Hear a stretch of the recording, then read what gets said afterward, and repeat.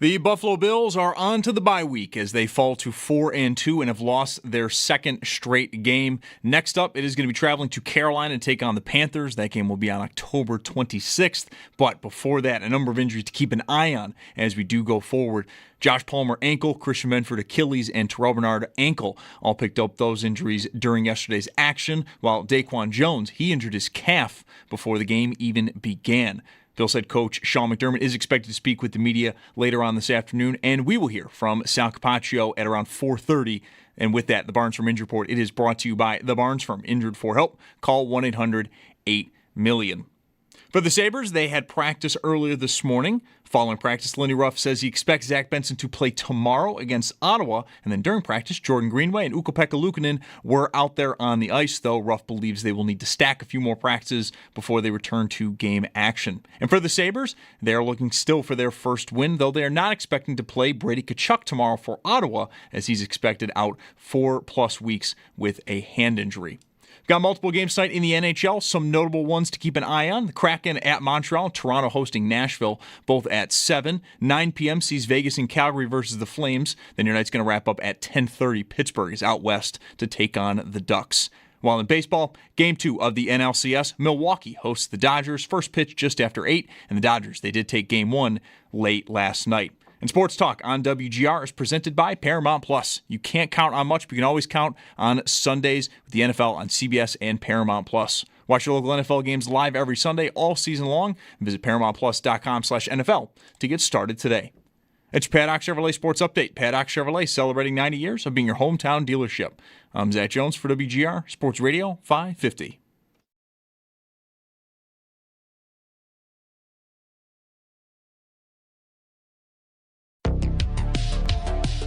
It's Mike Schopp and the Bulldog. Not good enough in the first half, allowing them to be a two-dimensional offense when they hit us on some long runs. Hand off to Robinson, through a hole, 25-30, up the sideline, 40, and drag, no, he keeps his feet, and he is G-O-N-E gone.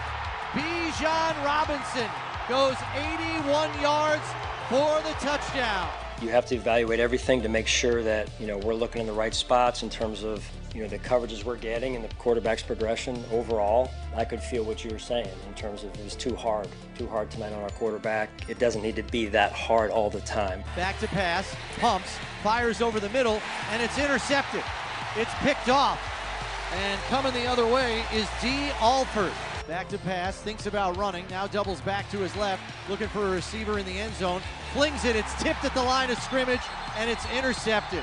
We're on the bye now. We've got to look at it. We've got to spend a lot of time looking at this thing and figuring out what's going on and fixing it. It's Mike Schopp and the Bulldog on WGR Sports Radio 550.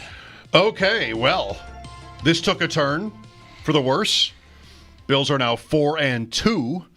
So again, we can't, as per yesterday's conversation, we can't talk about whether they would play their starters rest if they guys were in week 16-0. Yeah, no, I don't think that's out. I don't think that's called for. That's all the way out. That we don't have that. Yeah, that's gone. That is 6 forever feet under that conversation until next year. Right. Scared? I'm reasonably shook. Yeah. I think you can probably, choose to, or actually just objectively find some comfort in the fact that this is a 5th season in a row where they've dropped 2 games in a row, and not unlike last year, they dropped 2 in a row early after starting 3-0, then they fell to 3-2. They didn't have a bye to rest up and figure things out, but they righted the ship and ended up pulling away and winning the division by December 1st. The difference, the thing that doesn't give you comfort, doesn't give me comfort in that scenario now, is that there is a significant difference this year, and that lies in the fact that the division isn't a complete and total wasteland.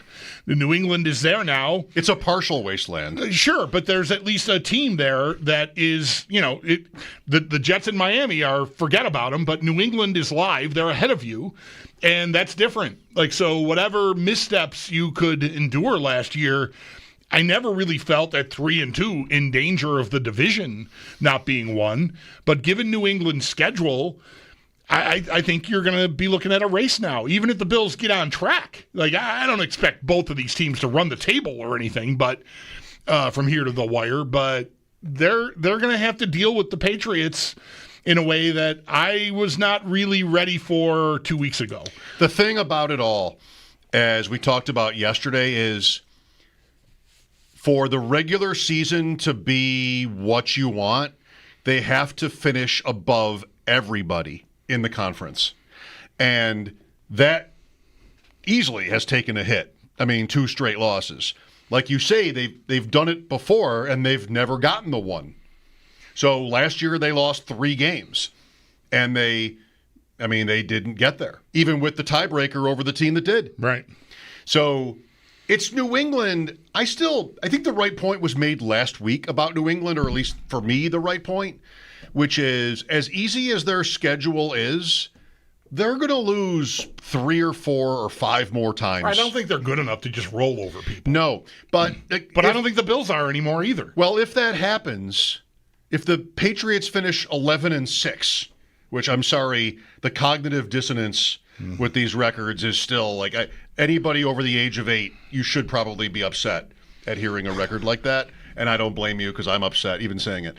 But if the Patriots finish 11-6, then okay, well, maybe you've split with them. Maybe you beat them outright 12-5. Is that the 1 seed? Like, what's the 1 seed? Is it the Colts? Is it the Steelers? Like, it could be a year like the Tennessee year where the 1 loses 5 or 6 games. Like, that's probably what you want. Yeah. But I think that's the only thing that matters. Like, if the Bills are 11-6 and the Patriots win 12 games, and the Bills are the 5, which is probably what it is if they are 11-6 and don't win the AFC East, and they go to Pittsburgh in the first, I can live with that. Like that doesn't, like right now as we're talking, tell me that that's what they are. It doesn't really eliminate any sort of Super Bowl conversation or cancel any such conversation. I agree, but there's no advantage in that. Like you're playing on the road the whole way, right? And without rest. Yeah, and. I need to see what, I don't have answers yet. What are they going to become on offense? Like, what is going to become of them on offense, I think, is a good question. Last year, they pivoted after those 2 losses and made a trade for a receiver. And I don't know what makes it less likely to happen this year. There's 2 things that I think are in play. It's Bean doubling down on everybody eats in such a public fashion that I wonder if objectively he will find himself to a field where he can make a trade for a receiver and admit that he was wrong. What a great conversation to be as adversarial and antagonistic about the entire subject to begin with. There's that. And if I want to give a person like that the benefit of the doubt, you have a team to run and you have a situation that may need addressing. Plenty of people out here are going to think it needs addressing.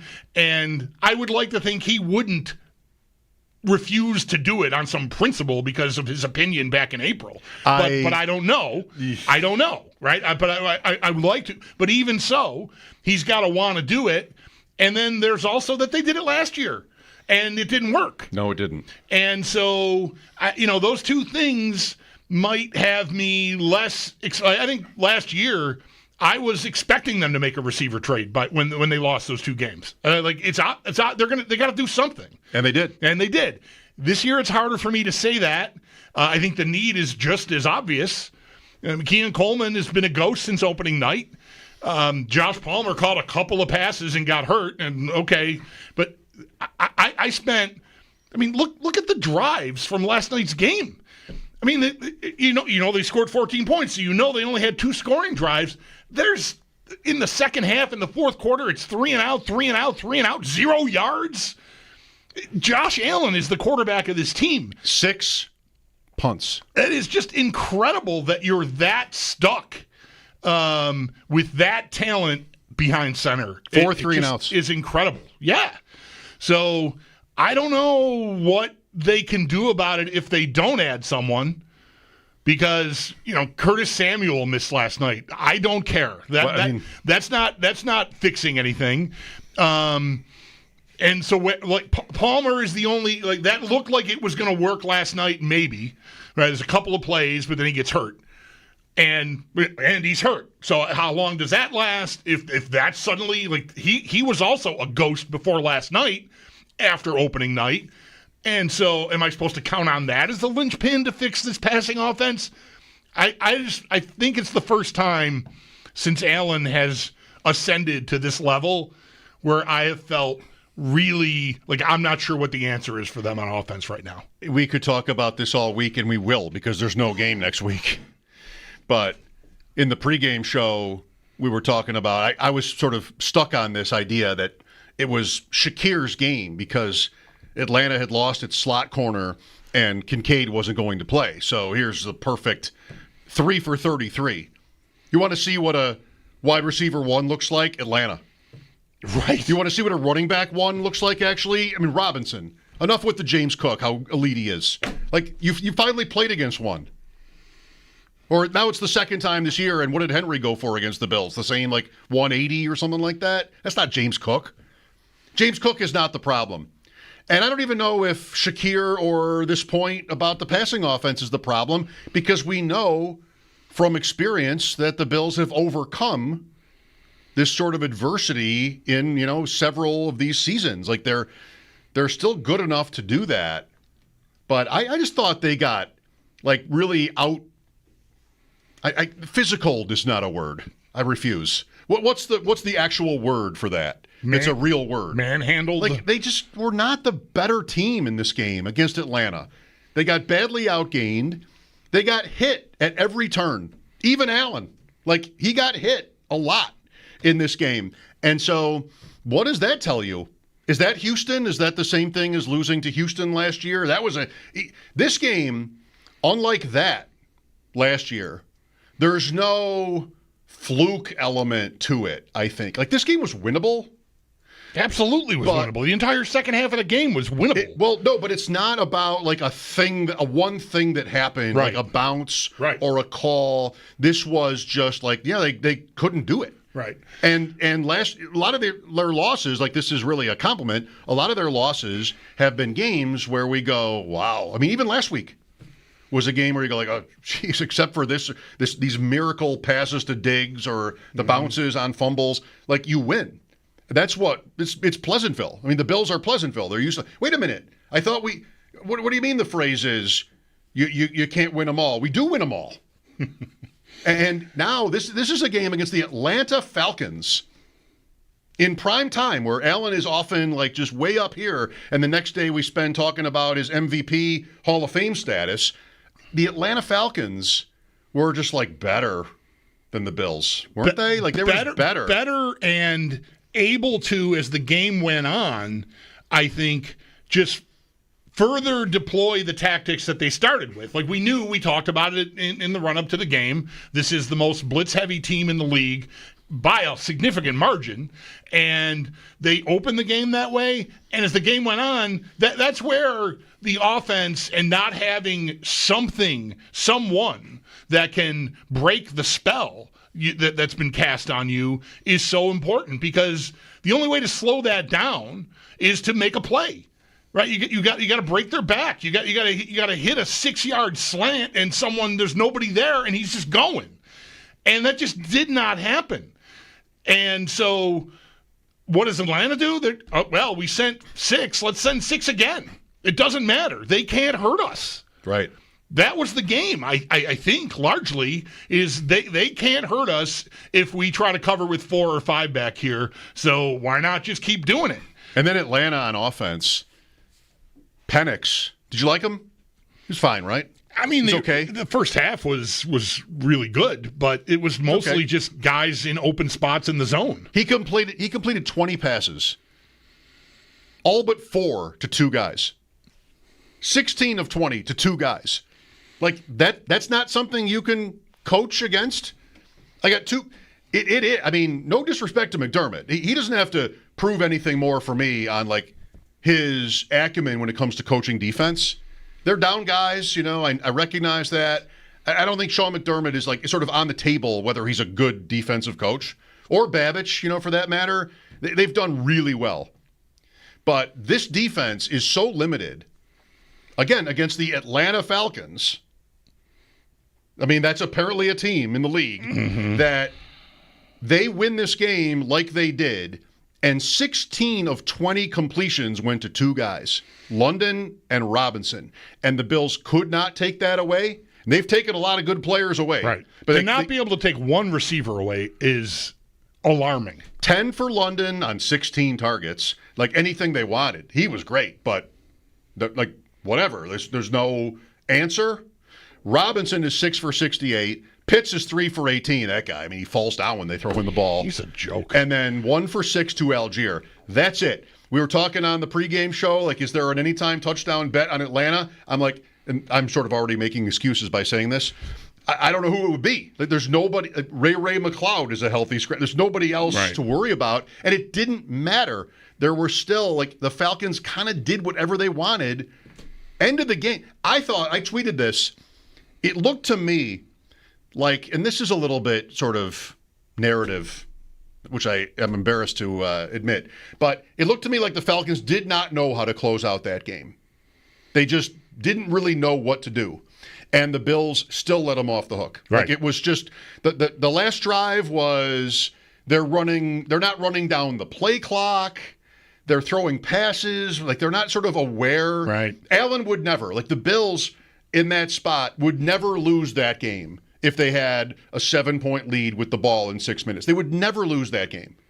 Like, he would just know he'd run the play clock down. They'd call the right plays. They wouldn't even need anything good. They'd maybe have a 4th and 1 and push it. There would be no threat of them losing that game. Atlanta did win. Right. But they kind of looked like they didn't know what to do. The closest you could get to one thing that really mattered in the game is that pass that Penix throws right to Shaq Thompson, and Thompson drops. Like, that's not a hard play.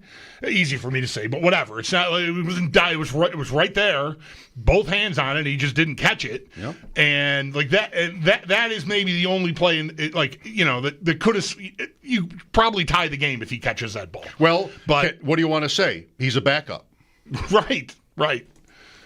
Yeah, right. I think it's there for you to say if Bernard is in the game. We saw him make that play 2 weeks ago. Maybe he makes the same play except runs all the way down, for a touchdown this time. Because there's a lot of room there. I wouldn't assume Shaq Thompson necessarily would have scored. If someone on Atlanta really tried to chase him, they probably would have caught him. But but that's what you're up against. Right. That's what McDermott is up against, is sort of the injury luck, and they're depleted. That'll be different their next time out. That'll be different. Whether they get injured guys back, they'll get Hoyt back. He'll make his debut, Ogunjobi. They lose Daquan Jones in the warm-ups. I mean, you just don't get all the luck. Right. And the Bills haven't had more than their share of luck this year. They've had some, but they didn't. They lost the turnover. We'll see if they can break the record for, let's hope not. Most games losing. Most games in a row. Yeah. But it was I'm a little scared. Yeah. I mean, I think you want to be a little bit because, you brought up Bean and the receiver thing. That is really like 9 or 10 out of 10 for a juicy conversation. Like, what is he thinking? Is he defiant? He was defiant the day after the draft to the point of, like, you probably do too.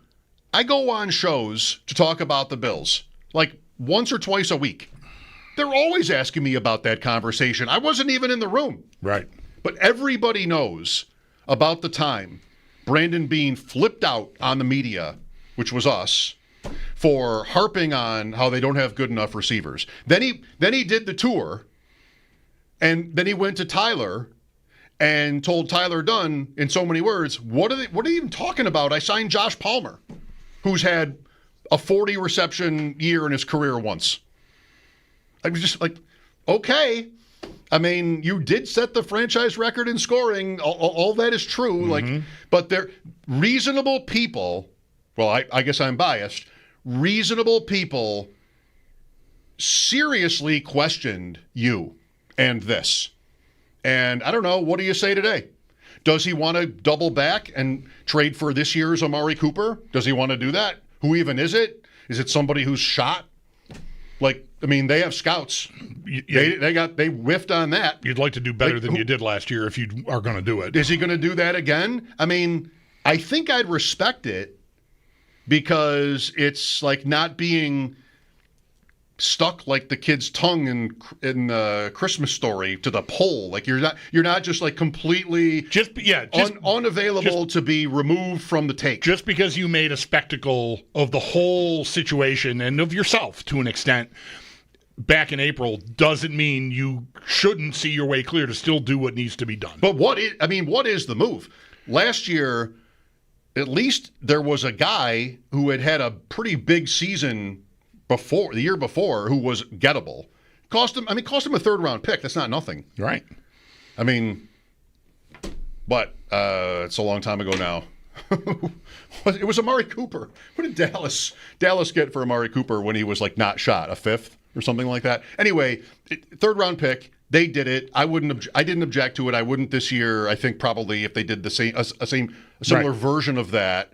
But is he not too proud? Like, is he going to look? I mean, Elijah Moore. So maybe I'm wrong about this, and I'm wrong about interpreting body language often enough when it comes to guys because you can't know. But Allen threw a pass to Elijah Moore last night up the right sideline. And Moore kept going, and Allen threw to nobody. Yeah, it looked like he thought Moore was going to stop. And you know what Allen did? Like, he never calls – he's not Dan Marino. Like, he never gets in anybody's face. He's really cognizant of what not to look like. Is this both hands on the helmet? No, close. He ripped both sides of the chin strap off, like, and then ran off the field. That looked to me like he was ticked. Like that, I'm not going to be like, I'm not going to point at you. I'm not going to yell at you because he's a leader and he knows how that can look. But he sort of like rips both of the sides of the chin strap off. Like, damn it. Just why would he ever throw to wide open space? Like, isn't he supposed to know what the play is? He's not infallible. So, that just might be one of those things where the receivers and quarterbacks talk a lot about understanding the leverage and the coverage. And when it's like this, I expect you to do that. And it looked like instead Moore did that instead of this on that play. And like that's it. And it's all it can take. And the frustration, I mean, I think that's a good catch, like noticing him because I'm all ears when I hear McDermott saying it was way too hard for him. And I think Allen is feeling that. Like, he looked to me about as frustrated as I can remember him looking during a game. He took some shots. Is he fine? I guess we want to assume so, but he played through the game, but he took the hand, the same hand he hurt last year. Yeah, all I thought was it's not his throwing hand good. So I don't know. He took some hits in this game. Well, McDermott's right. It wasn't easy. And, their next game is against Carolina, which, A, is Carolina, B, beat last night's team 30-0. Yeah, that happened. Atlanta did that to them. Such a weird game, too, in that the play at the end of the half sort of shades the way you felt going into halftime. Like, it was still 21-7, but it felt so close to being 28-7, and 28-7 feels like, I mean, that's probably really hard. 21-7 proved to be too much, as it turned out, but really, it's a couple of scores. And they got one right away and then just could not do it again. But, halftime comes and goes, and it feels like, to me, I'm thinking, man, it's gonna be a day talking about the defense and all the draft picks and all the different assets they poured into it, and they just don't have it, and how much stock you want to put in the injuries and all this sort of stuff. And by the time the game's over, it's flipped around completely to like my offense cannot move the ball. It's both. Though. It is both. Right? I mean, which unit do you trust more? I trust the offense more. Which is really one of the inception points of the conversation about pouring resources into receiver and that side of the ball. Like, you're good there, be great there. Or you're great there, be, undeniable there. just keep going on that side. Whatever's going to happen on defense is going to happen on defense. I mean, they're all banged up, and they hold Atlanta to 3 points in the second half of this game with like Joe Andreessen and Cam Lewis and Jamarcus Ingram playing. So It's fair. So what? So And Rap playing. Rap is a story. That guy just loves to come in late, even if it's his friendly fire. Right, he Bernard, just loves to be Bernard's late. hurt on. He's Oh there my to goodness! add Can he to just it. ever not be late? Anyway, this is what a loss sounds like. Mike Schopp and the Bulldog. It is 803-0550 to reach us. Big lineup: Ross Tucker, Sal Capaccio, Eric Wood. Eric moving from Mondays because the game was on Monday. Ross is every Tuesday. How about Ross and that tweet about the Washington food? What a beauty he is. Can you make sure to help me not spend the entire Ross segment on the Washington food? Right. Because we need to not do that. But you know Ross, and you know how funny it is. Anyway, we will be right back. Lines are open. This is WGR.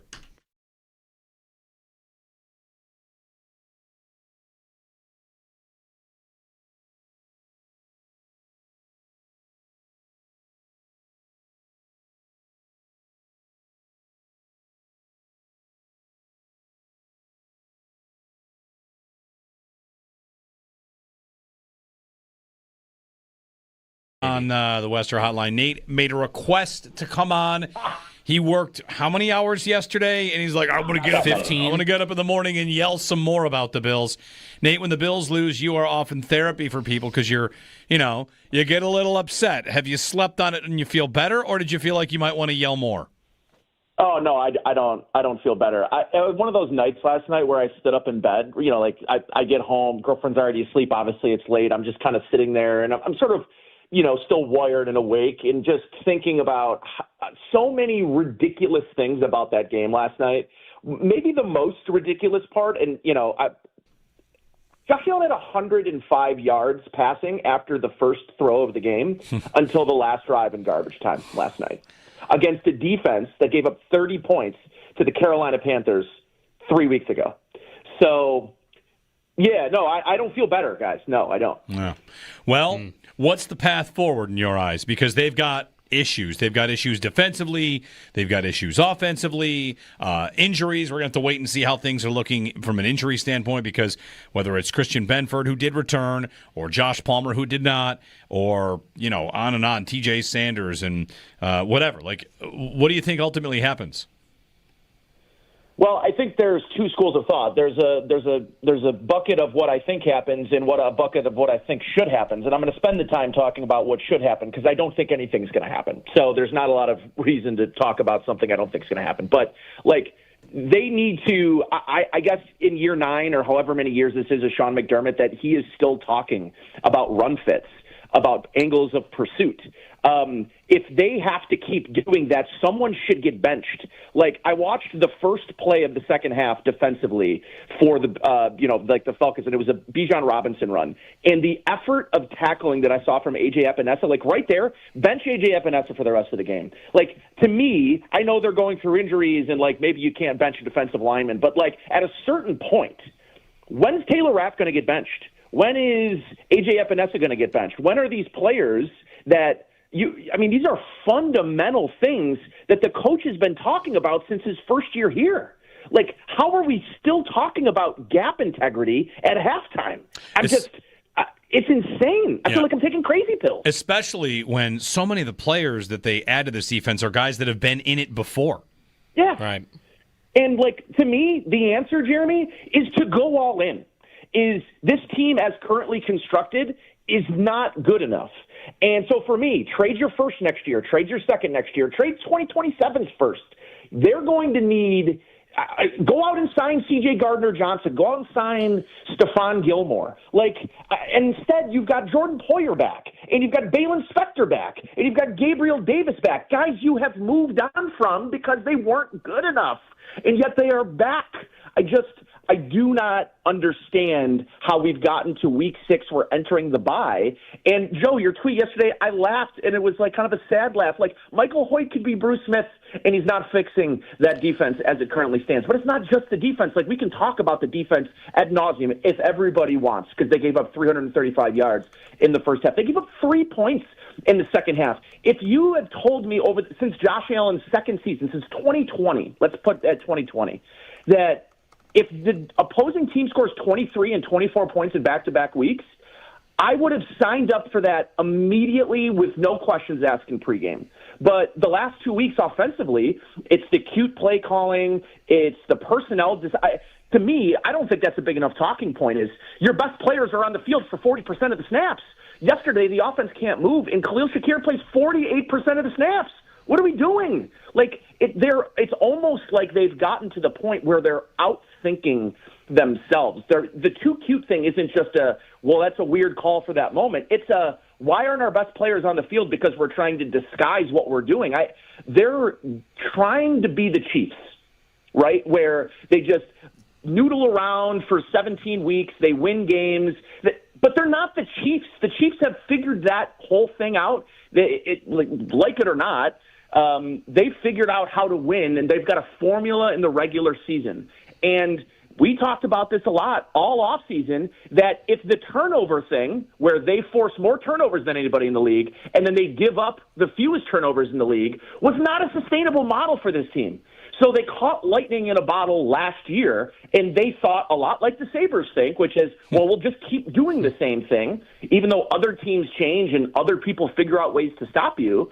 They just thought, we're going to be able to show 30% of our playbook every week and score 30 points and not worry about it because our schedule is bad. And they've gotten punched in the face, and they don't really have a response. To me, them not having any answers to blitz yesterday is an indictment of your offensive coordinator. And if it's not an indictment of your offensive coordinator, it's an indictment of the weapons he's been given that he can't do anything with.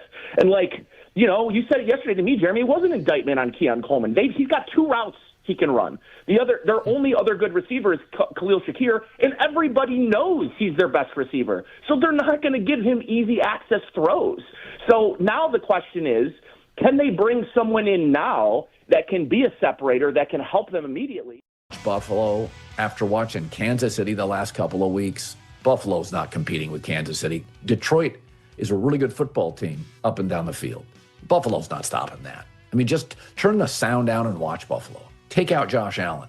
There's not enough weapons, and now they're losing to good teams. New England's a good team. New England feels like a playoff team. Atlanta may not be a playoff team. Almost had 500 yards.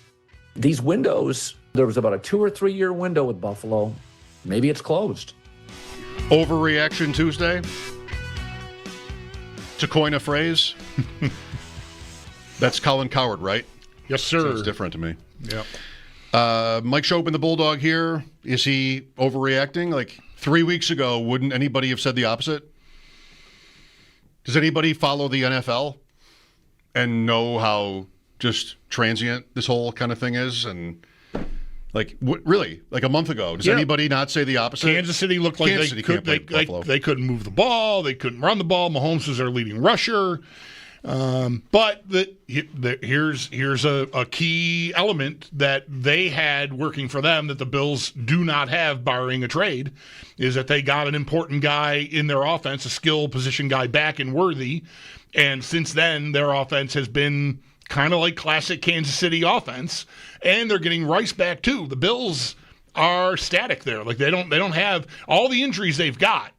They don't have somebody coming back on that side of the ball at that position that is going to – I mean, they were missing Kincaid last night, and that's not nothing. But the story of this game was being dared to throw it outside. The Bills knew it. That's how they opened the game. Like, you're going to dare us to do this. We're going to show you we can do it. And 45 yards down the seam to Josh Palmer. And that's Cook not getting a lot of carries in the first half. They thought they could do business in the air against this team because of how aggressive they were going to be, and they couldn't. That was the first play. Yeah. For the Bills on offense, 45 yards. 135 through the air the rest of the night. In a losing game script, 135. No wonder the props on Allen are so low. 218.5. Wasn't even close. Even with a 45-yard pass on the first play. Right. Here's Joe with us. Hi, Joe. Hi, how you doing, guys? There's three things that bothered me. Number one, we start the game off beautiful. They fumble the ball, we recover. Coaching. Somebody's lined up offside, so we don't get the ball right up. I don't know, it was on the 20 or wherever that was. That was number one. No, number two is I watch Kansas City when there's a play that's controversial and they like to call. They run right to the line and there's a special call. Bam! They run the play so they can't. Last night when our receiver caught the ball, but he had 1 foot just out of bounds. Instead of running to the line, they lollygagged to the line. What happened? They threw the red flag in time. I thought they were fast. They were not fast enough. Yeah, they did not lollygag to the line. They tried to do what you're suggesting, and Atlanta was too quick. I think they could have gone faster. And number two, the last thing is, I mean, just before the half. Now they're getting really whipped. Don't you just kneel down and go in the locker room, lick your wounds, and try and make some adjustments? So what do? They try and throw a pass over the middle, and they intercept the ball, and they almost scored another one, which would have made it 28-7. Now that's poor coaching, right? Or it's really smart. I mean, we've been sitting here for 20 years with a lot of these Bills teams before Allen showed up that would do that, and aren't we trying to win? Yeah, I hate giving up a possession at all with that quarterback. I got a chance to get one play and get a field goal. I'm going to take that chance. So I know it didn't turn out, and it, really almost exploded in their faces. But I want to be consistent about that. I hate it when they do get conservative in a situation like that, so I wouldn't criticize them for trying to move the ball and get points at the end of the half. Me neither. John next. Hi, John. Hey, guys.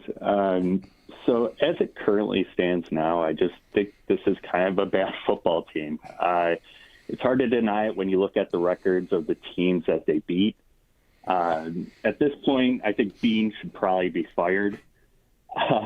His head is stuck in 2020, I feel like. I mean, why are we re-signing these guys who are past their prime? And it doesn't matter if they're on the practice squad or not, because a lot of these guys are now finding the field because of all the injuries. You look at the past two drafts, especially the 2024 draft, those look like all misses. I don't think there's anybody in the 2024 draft who has been a constant playmaker for the Bills as of yet. So, I don't know. I think it feels further away than a lot of years with Bean, Allen, McDermott. We feel further away, I think, from winning a Super Bowl.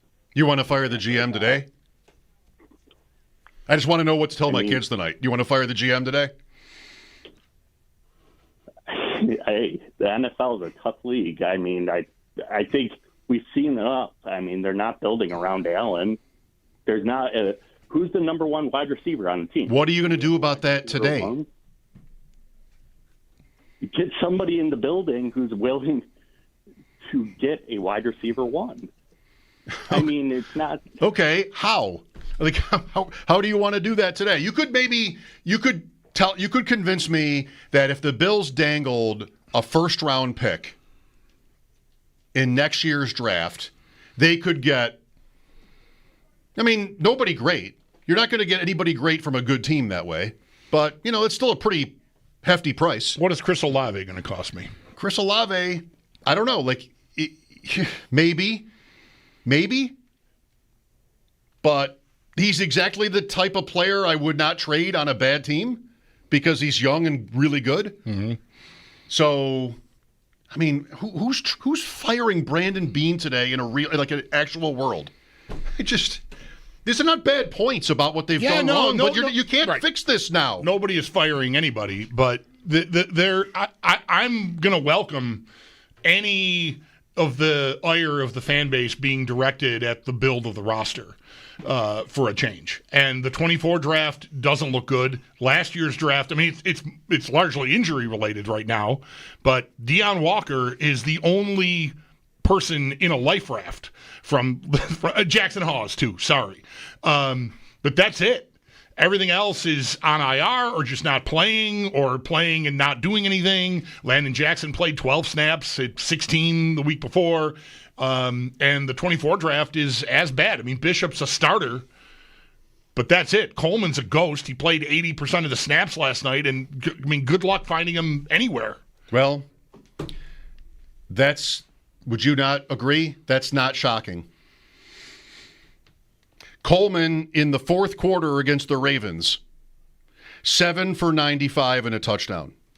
Rest of the season, 5 3/4 games, 17 catches, 142 and 1.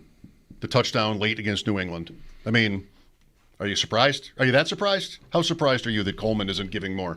How surprised is anyone that any of these receivers isn't giving more? This is the point. The Bills flaunt everybody eats. They flaunt it. They love it. They're right in your face. This is where Bean gets the compunction to call us the morning after the draft. Guys, didn't you see last year? And we're all like, yeah, we did. And we're reasonable people who think you're short. Like, who's that surprised that Keon Coleman has 24 catches through 6 games, 7 of which were in 1 quarter in garbage time, which they happened to win the game. So it wasn't that garbagey, I guess. But, like, who's that surprised? 17 catches in 23 quarters, except for that 1 quarter. Who's that surprised? Raise your hand. Are you shocked? I'm not shocked. I'm surprised. I thought he was going to break through and was, I don't know, I don't think I exactly was taking a victory lap after the Baltimore game, but I felt like this is on track. My dude came, they needed him. Look at that. And now it's just not happening. It's probably better than Leggett and Pearsall, not worthy. Some of the guys drafted in front of him. McConkey. Not McConkey. Even this year, probably. McConkey made a little bit of a comeback. Here's Dan next. Hi, Dan. Hey, how you doing? Thanks for taking my call. First time calling you guys. All right, welcome. I just wanted to say real quick, and I'm not saying I'm right about this. Obviously, Josh Allen was under pressure yesterday. He has no separation with wide receivers. Kincaid wasn't there. I don't really think the offense is that much of a problem other than Coleman. Yeah, he's not a burner, and maybe it would be nice if we had another receiver. I really think our problem is defense. I said this in the preseason. You cannot win a Super Bowl giving up 30 points, 200 yards running, whatever the case may be. I said last year you should have tried trading Milano, get another linebacker to go with Bernard. Who's trading for Matt Milano last year, though? Yeah. Like, did you have an actual idea, or you just sort of float it? Because nobody was trading for him with all his injuries. Yeah. No, I understand. I just think that's more of our issue is defense. We can't tackle anybody, and I'm not talking about the front line. Defensive tackle with Ed Oliver, those guys, I think they'll work themselves in. They'll be fine. I think we are absolutely horrible at the linebacker and secondary other than Benford. You can't have Tre'Davious White out there in grandpa years, and Bernard is really our only number one linebacker. Everybody else is, to me, second string. Thank you. I just wanted to say I think our defense is the problem. Okay. All right. I appreciate that. They've lost the last 2 games, giving up 24 and 23 points. So it wasn't 30. 30 wins you both games if you can score 30 yourself, which is what the offense was doing in the first 4 weeks of the season. So I have always been, and I guess I will continue to be, I guess this all depends on where you were standing 6 months ago or 5 years ago. I think the offense is the side of the ball to lean into more because you've got a cheat code at quarterback. Help him. Get somebody who can get open, even if he's got an ego and is a diva or a whatever. Just, is he open? Can he get open? And be something that Josh Allen can count on when the opposition is bringing 5 and 6 defenders in his face. And that is my problem. It was my problem at the end of last year. It was my problem at the end of the year before that. And it was my problem last night. I know the defense, and I know McDermott, and I also know it all traces back to 13 seconds, and, that's always going to be the thing. And, there's a lot of validity to that, too. But I'm telling you, this offense has failed Allen. It's not McDermott and his defense that's failing Allen. The build of the team, the skill position, players, and maybe even their entire philosophy is what's failing Allen. If anything is failing him. If anything, yeah. Because it is just week 6. It is, and they are still the Super Bowl favorites. Right. We're firing the GM. Ross Tucker at 4, Mike Schopp and the Bulldog, WGR.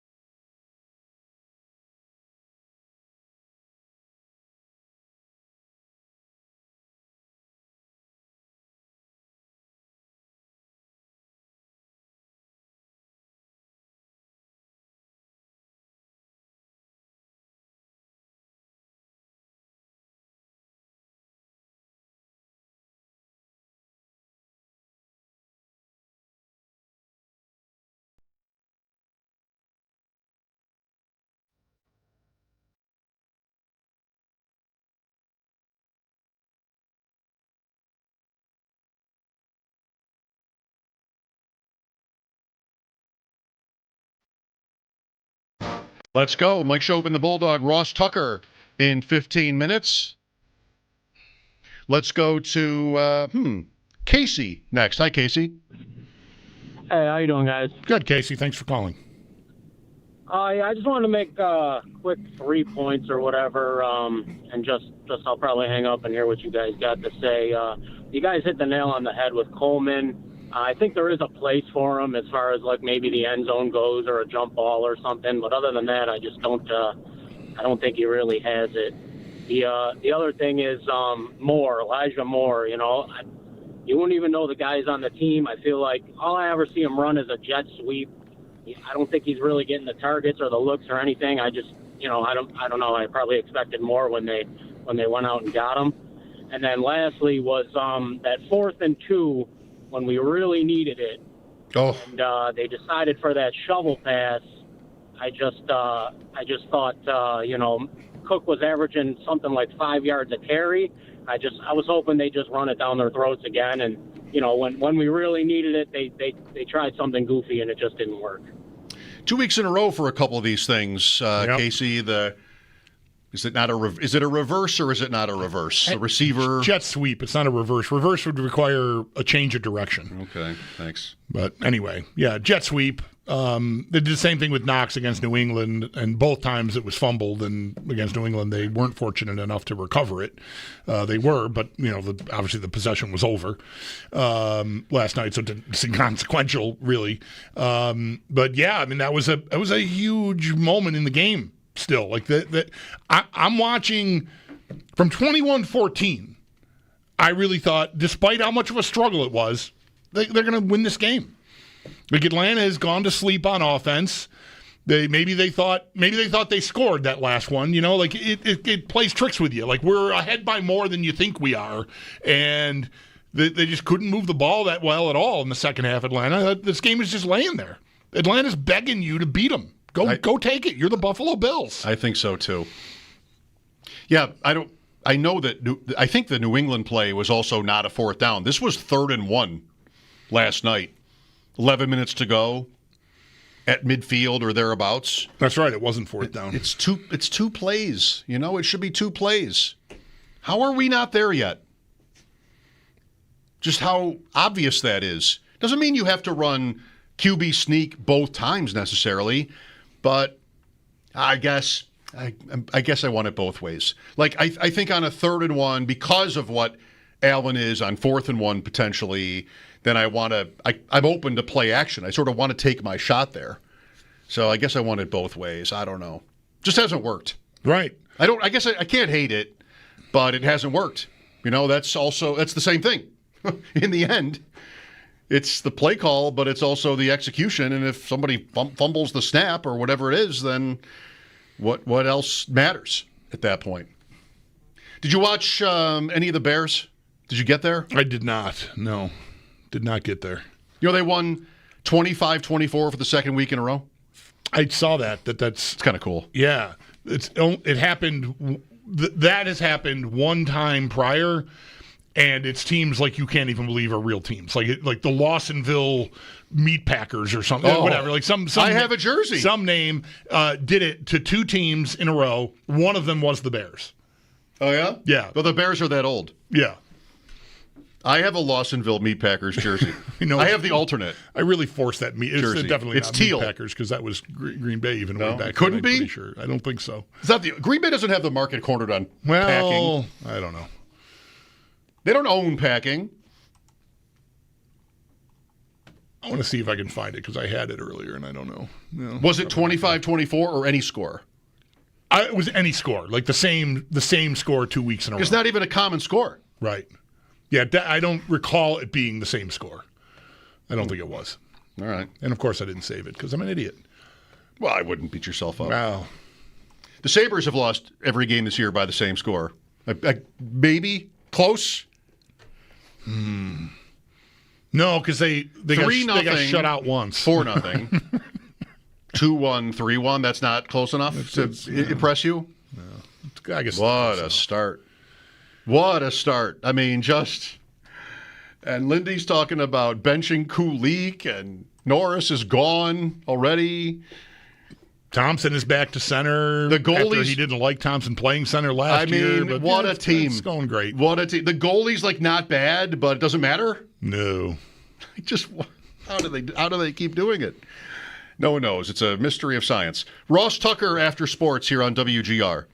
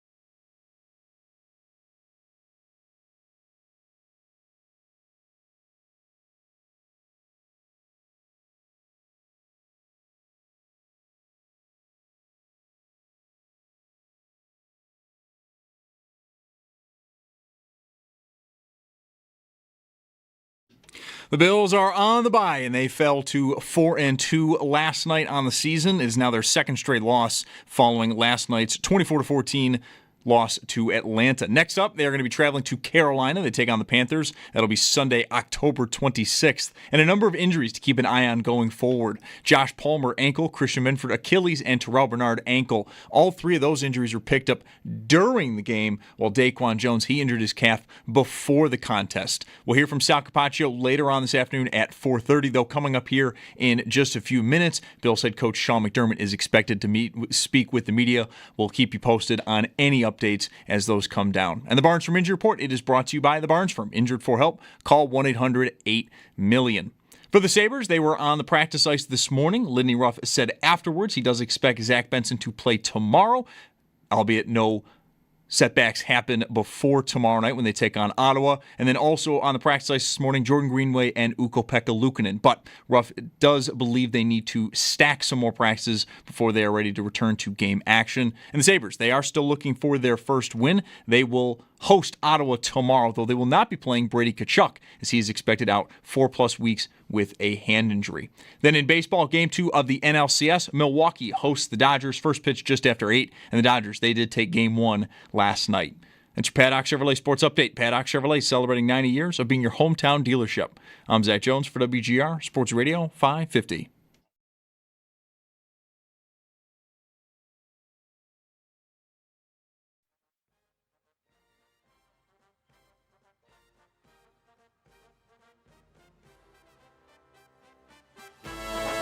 All right, let's go. And let's get started fast here because we want to talk football with Ross, but also hear about the Washington press box food.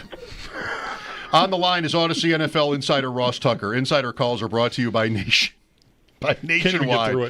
For your insurance and financial needs, Nationwide is on your side. Ross, let's before the movie comes out about your tweet on the Washington press box food, can we please have your story? Yeah, well, was this an escalation of some sort of adversarial situation you've got going with them? Was this a revenge tweet? Or was this just out of nowhere? So here's the deal, okay? I am the world's foremost expert on press box food, and I created the genre that is press box food videos and posting them and evaluating them. Now, I typically will present without comment unless it's really, really good. And last night, I just went through the line like I always do, and that was what was going on in Washington. Now, I will say after the video, I did have a representative of the cafeteria staff or whatever, dining staff, tell me that the hot dogs, the empty hot dog tray and the empty pizza roll tray were already there because that's what they serve at halftime. And that they had run out of mac and cheese, but they were making more, and mac and cheese would be there soon. So, was this a 9-year-old's birthday party? What we did have available was the nachos. With the broken chips. Calling it. Right. Nachos. Nacho bar. And I actually thought the sliced turkey wasn't that bad. I'm not, picky. Now, I'm not going to put him in my top 5 or 10 or 15 or 20 or 25. Yeah, I mean, listen, I posted that. So, I had the sliced turkey. I will say they did have some additional, candy, like Starburst, and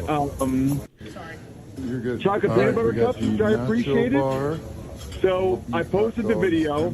It's very interesting because I happen to know someone on the Commander's communications department. And so in the first quarter, I get a text. Ross, did you happen to catch us during a transition period? Oh, no. Mm-hmm. And I said, I don't know. I was told what I just told you guys, that the mac and cheese would be on its way and that the pizza rolls and the hot dogs were for halftime. But I don't discriminate. You know, if it's phenomenal, like the Houston Texans or Dallas Cowboys or whatever, I post a video. I may share excitement if that's the case. For the Commanders, I said nothing negative. I just went through very matter of fact, and so I will say this: in a credit to the Commanders, I would say about 5 minutes before halftime, all of a sudden into our booth, my producer says, "Ross, thank you for posting that video." I said, "Why?" He said, "They just brought a whole platter of sushi to the booth." So they went to one of the luxury boxes or one of the suites, and they brought down a whole platter of sushi, which was pretty darn good. They ripped the sushi out of the suite to give to you. So what I will say is now I know what it's like to be like a true blue food critic. I mean, you'd be amazed how seriously some of the teams take it. The Houston Texans sent me the team cafeteria menu for Friday on Thursday. They handed me the menu for Sunday on Friday, and they made it clear to my CBS producer that they are really hoping to be number one this year. Like that's something that they've talked about, and it's important to them. And I'll be the first person to admit I'd be a terrible movie or food critic because I can absolutely be bribed. There's no hesitation in my mind. Mm-hmm. Although it's not really bribing me. It's just going the extra mile to get my vote, to get my ranking. And you know what? I appreciate that. What do you think restaurants do when a food critic goes there?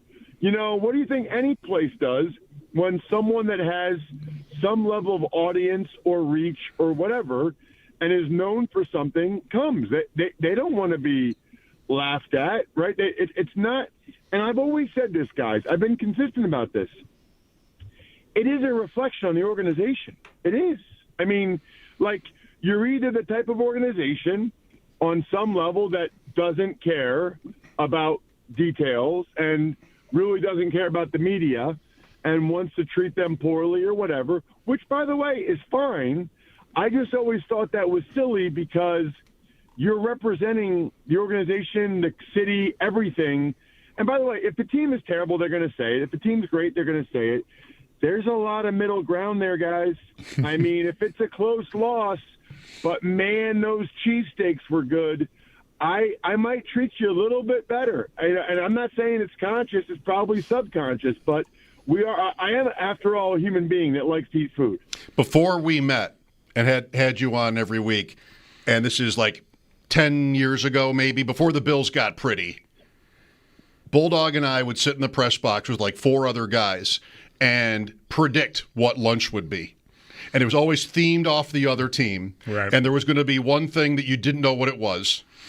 They didn't always have the little cards to tell you what it was, like some sort of orange something, mush, pasta, sweet potato, marshmallow.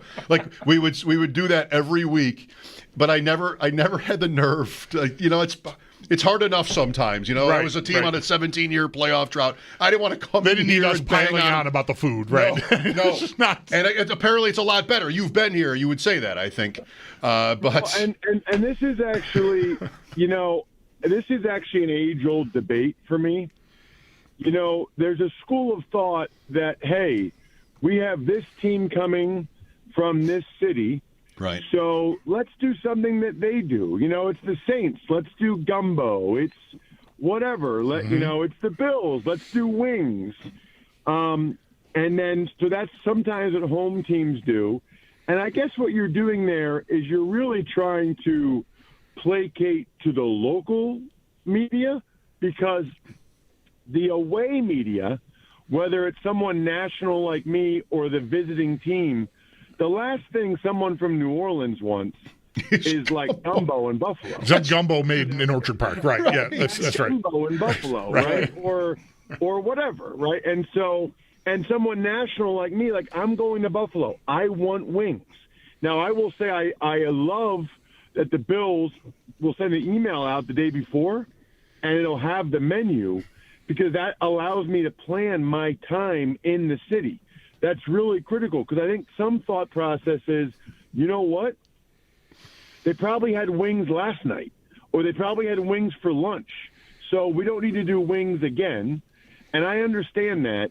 I really do think, though, that every team should have multiple options. They should have a rotating option, and then they should have what they're known for. Yep. Kansas City should have barbecue. The Bills should have wings, but then have something else. And if someone lives in Buffalo and they don't want wings because they have wings all the time, then they eat the something else. But there's a lot of people from the other team, other city. There's a lot of national people. We're in Buffalo. We would like wings. We're in Kansas City. We would like barbecue. We don't want Kansas City to show that they can make fish like they're Seattle. We don't want that. Ross Tucker, hey, hang on. Let's get Insider calls are brought to you by Nationwide. For your insurance and financial needs, Nationwide is on your side. The Bills lost. Yeah, let's effortlessly pivot to that, Ross. I mean, I know you were obviously working this Washington-Chicago game, but it was only a couple of short weeks ago that we were in here guessing about what the end of the season could look like if the Bills had a perfect record, and would they rest starters rather than go for a perfect 17-0, and now they're looking up at New England, amongst others in the conference, but in the division even, they're looking up at New England. What's your feeling on the Bills after two tough ones here? Well, a few thoughts. One of which is, this is what we talked about a lot early in the year, that they really could not afford to lose to teams that were inferior to them and hurt their positioning for their chance to get the number one seed, because that greatly increases their odds and likelihood of getting back to the Super Bowl. And yet, here we are. And the reality is, the Patriots and Falcons are not top 10 teams. So, it's a loss, which isn't the worst thing in the world, but these are not the games that they should be losing. I think that's probably the thing that bothers me as much as any, is it's almost like who they're losing to, I think, is pretty concerning. And now they have even a much bigger issue, which is that they might end up being in the dogfight with New England. It's gone from already not good that they may not be, they might be blowing their chance to be the number one seed, which is not good, and we discussed that quite a bit.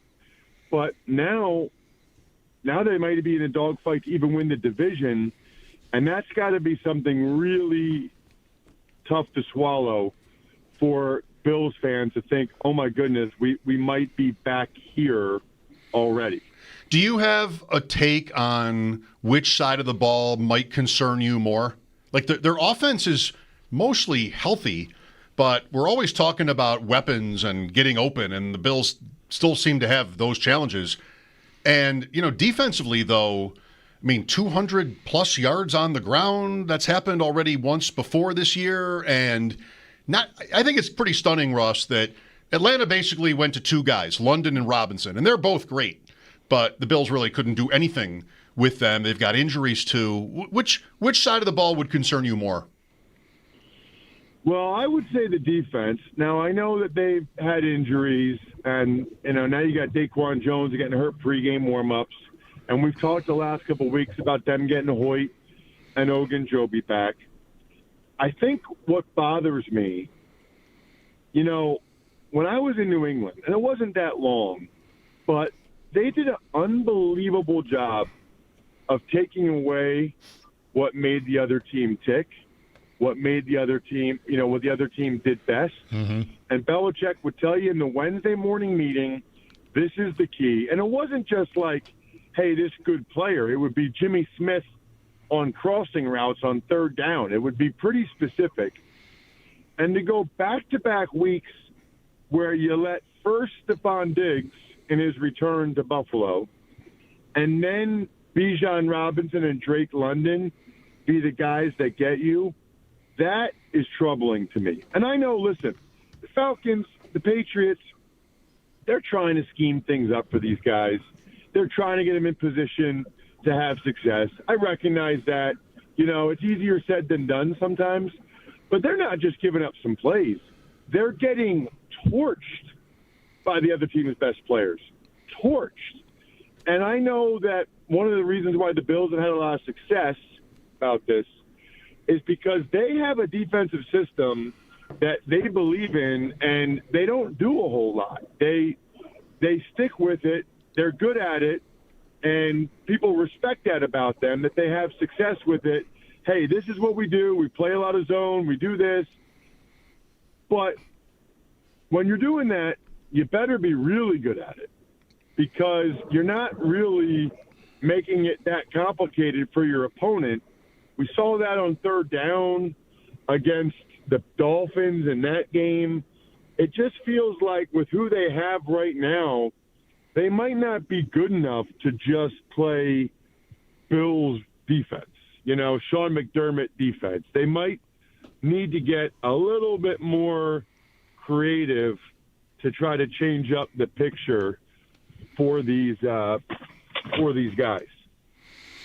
Yeah, I mean, you should have, I would think, within your structure, a plan for a team that is utilizing only one wide receiver all night. And he's great, but, find a way to bracket that up or just get more bodies on it, because a lot of those throws, Mike asked me, I've been pretty high on Michael Penix Jr. since he even before he got drafted, even before he was at Washington. I liked him at Indiana before he had all the knee problems. Mike asked me first thing, do you think he played well? I don't know. He had a bunch of easy throws. Drake London often was kind of by himself, and that is just not. It'd be one thing if he's pinpoint dropping dimes and the guy's winning contested catches and all this. That just looked pretty much like go to the open grass and I'll find you. I think that's well said. I think people have a really good feel for how the Bills defend them, and they've done a nice job of putting the Bills defenders in conflict. Now, a lot of times the value of doing the same thing so often is that the Bills defenders know when they're in conflict, right? They know what the stresses are in certain calls, and so they can play to that. But, even the Saints moved the ball. It's really such a wild sport, because you guys know I live outside of Philadelphia and I do a lot of stuff in Philadelphia. Eagles are kind of in the same place where I think the Eagles are 26th in the NFL in rushing offense and rushing defense. They were first in both last year. First. And now they're 26th, and it's mainly the same guys. I mean, it's just a fascinating sport, because it never is the same season. It never is. Every week is different. And so you're gaining some guys, you're losing some guys. You come up with a plan for that week. They come up with a plan for that week. And what's concerning is that you would have liked to have seen the growing pains in September as opposed to October. But the reality is it is, the way you play in November and December that really matters. So there's time to figure it out, but they better do it pretty soon. Otherwise, they're going to have a much, much tougher road to go in the playoffs. Probably a good time for the bye week then. They've got that this week, and maybe it's just right on time for them to regroup. Well, and we talked about it before, but with getting those D linemen back, they'll be able to – those guys should have some very fresh legs. They should be able to come at teams in waves now up front, which is where they haven't done enough. One of the places where they haven't done enough. Ed Oliver gets back to health. If you have three new defensive linemen that are making plays, that certainly can go a long way. It is really hard to ignore that the Bills sort of stumbling here is coinciding with Kansas City getting on their feet and starting to, if not sprint, at least run here. They've looked sort of like the Chiefs of old here the last few weeks. Well, they have, and now they're getting their best offensive weapon, Rashee Rice, back, which would make it even more concerning. And I was surprised by this. You guys know I have that really popular betting podcast called the Even Money Betting Podcast, and my co-host, who's a professional handicapper, and he does it based on the numbers. He has the Chiefs as his number one team in the NFL. So I don't care that they're 3-3. I think they're the number one rated team in the league right now. So that was a little bit surprising. I mean, but their top three, I think, for me, and my number one ranked team is Indianapolis Colts. I mean, the Colts are 5-1. They've absolutely destroyed three teams. They beat a couple others, and their one loss at the Rams, they fumbled the ball at the 1 yard line going in. The guy dropped the ball, and then he had a holding penalty and another touchdown. So there's other teams out there this year. It's maybe the Ravens have taken a step back, but now you have other teams like the Colts taking a big step forward. Right on. Thank you, Ross. Always a pleasure. Sounds great. Talk to you guys next week. All right, there's Ross Tucker. His weekly visit with us, Insider Call, actually, is what we call them, brought to you by Nationwide for your insurance and financial needs. Nationwide is on your side. I mean, there were many times when I wanted to tweet about the press box. Many times. Because I would talk about the Sabres food, which I hear has gotten a lot better. I know it's gotten a lot better.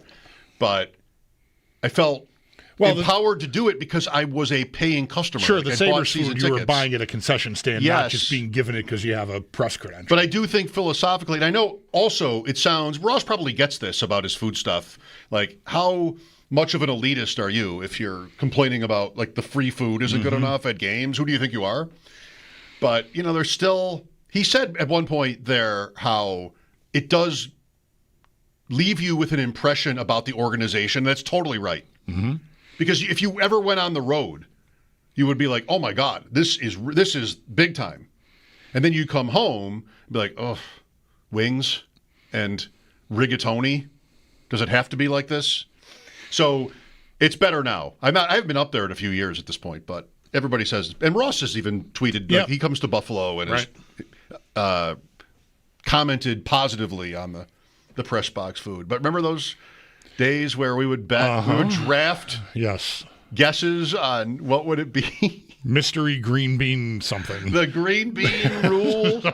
Remember the green bean rule? Green beans and some sort of gray sauce. Oh, my what is going on here? I mean, just make it good. Yeah. That's it. You're worth $10 billion. Make it good. That's it. It's probably good now. It sounds like it's good now. Maybe not in Washington. Didn't look good in Washington last night, no. And I love that Ross even mentioned that the sushi they took from the suite. Right. Like there was an open suite, and has the sushi been sitting there for an hour? What even is that? Did he tweet the sushi? I don't think he did. That was a picture of the sushi. Oh, he did? He followed up. Okay, good. That's fair. That's good. That's good. I didn't see it. Yeah, I went in as we started the conversation and retweeted the rundown of the buffet line, and then that was tagged with a tweet showing the platter of sushi that showed up in the booth. Wow. It was so funny. The empty trays. We have hot dogs, empty. We have macaroni. It's like an 8-year-old's birthday party. Yeah. The Bills menu, there are words in it you've never said. There are a couple of words to describe food items on the Bills press box menu that you've never actually said out loud in life because they're just sort of like foodie words. Hot dogs. Anyway, enough. Bills lose to the Falcons last night. How bad is it? Mike Schopp and the Bulldog at 803-0550. Sal next. This is WGR.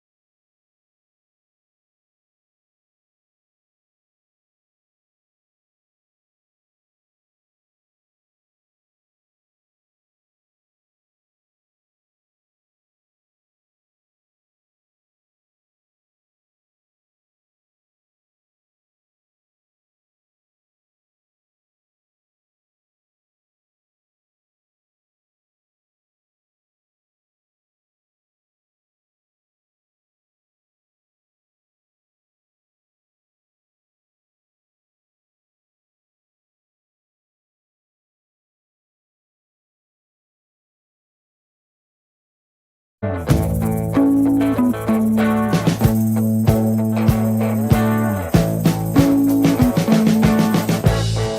been living in sin so long, all the fields are gone. Fella stopped me on the street last night, said everything's alright. Roller coaster, make it through the day, I'm right. It seems your meal ticket is gone, but life goes. Bills head coach Sean McDermott just wrapped speaking with the media as the Bills do head on the bye week 4-2 overall on the season. We do have some injury updates. Daquan Jones' calf and Josh Palmer ankle are both considered week to week, while Matt Milano, Dalton Kincaid, Curtis Samuel, and Terrell Bernard are all considered day to day. McDermott also added there is a chance they could open the practice window for rookie cornerback Maxwell Hairston in the coming week. We'll get more on yesterday's loss and what we heard from the head coach. Sal Capaccio expected to join the show coming up next, so do stay tuned for that. And the Barnes Firm Injury Report is brought to you by the Barnes Firm. Injured for help? Call 1-800-8-MILLION. For the Sabres, they had practice this morning. Zach Benson, Jordan Greenway, and Ukko-Pekka Luukkonen were all on the ice today. Lindy Ruff spoke with the media afterwards, saying Benson is expected to play tomorrow against Ottawa, while Greenway and Ukko-Pekka Luukkonen, they still need to stack a few more practices before they return to game action. And for the Sabres, though, they are still looking for their first win. They will host Ottawa tomorrow, though they will not be playing Brady Tkachuk. He's expected to be out 4+ weeks with a hand injury. Then in baseball, Game 2 of the NLCS, Milwaukee hosts the Dodgers. First pitch just after 8 o'clock, and the Dodgers, they did take Game 1 yesterday. It's Paddock Chevrolet Sports Headlines. Paddock Chevrolet, celebrating 90 years of being your hometown dealership. I'm Zach Jones for WGR Sports Radio 550.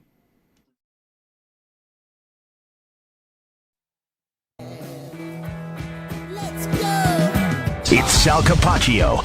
Sal Capaccio. Sal Capaccio. Sal Capaccio. Sal Capaccio. Sal Capaccio. Sal Capaccio. Sal Capaccio. On WGR. Well, there's injury news, and we'll talk about it with Sal here in a moment, but it's also a bye week. So for a lot of this, I think it mostly can wait. That's Bernard. Oliver's back. That might be Milano. Milano, Kincaid, Samuel, Bernard, all day today, is what McDermott said within the hour here. Palmer and Daquan Jones, both week to week. They were both hurt last night. Jones, during warm-ups, that was a blow, popped his calf, is how McDermott termed it after the game, and Palmer got hurt on his second reception of the game. Was there a flag on that for a hip drop tackle? Because he got hip drop tackled there, I thought. There's never been a flag for a hip drop tackle. There's only fines. Oh. Have you ever seen a flag thrown? I feel like yes, but I might be confusing that with horse collar. Okay, I don't think I've ever seen a flag for it. Yeah. It's always just like the next day, and there's replays, and maybe there's a fine. Sal Capaccio on the Wester hotline. Well, Sal, some night in Atlanta, maybe starting with Daquan Jones after you got done with us, we had that injury. I saw it first from you, and I don't know, I'm not a big believer in sort of like tone setting stuff, but that wasn't great to hear. No, not at all. And when you're already only at 4 defensive tackles, they had 3, and they elevated Jordan Phillips. Now you're going to you only have 4, and then you lose one, you're back down to 3, and one of them is a guy who hasn't played in 4 weeks, 5 weeks, right? I mean, at Oliver, what's his conditioning level? You're not expecting him to go out there and play 80% of the snaps, and now suddenly you have to have all those guys play so much, and I'm sure by the end of the game, that's tiring on you. So that was one. He's week to week. As McDermott just said to us on our Zoom call, he's week to week. Excuse me, Daquan Jones with the calf. He was in a boot after the game. We saw him. Josh Palmer. So I just heard your conversation. I thought it was hip drop as well. The guys this morning said it wasn't. I went back and looked. It doesn't look like it's hip drop because he pulled him down as he's on the ground. Like the guy, the tackler is kind of on the ground and pulls him down. I thought it was hip drop as well. But you're right, Mike. They don't actually throw a flag for that anymore. It's all it is you get fined later. But it did look like it in real time to me. I'll say that. Palmer goes up for that ball. It'd be a tough penalty. He's jumping to catch it. He sort of stops and jumps to catch it.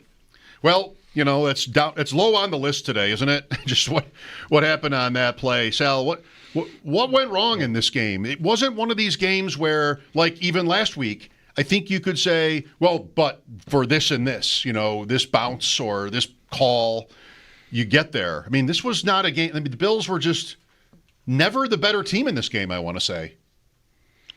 They weren't. What went wrong was, again, the same thing that went wrong in the Patriots in a different way, details. I mean, I think if you don't line up off sides in the first play of the game, it's a totally different game. I really do. I mean, like, this is a basic part of football that you should know. Lining up right, lining up on sides. Sean McDermott said this after the game, and he's right. I mean, you learn this when you're a young kid playing in Pop Warner, and people want to blame coaches or whatever. Look, they go over this stuff. They do this stuff in practice. So, yeah, I that's number one.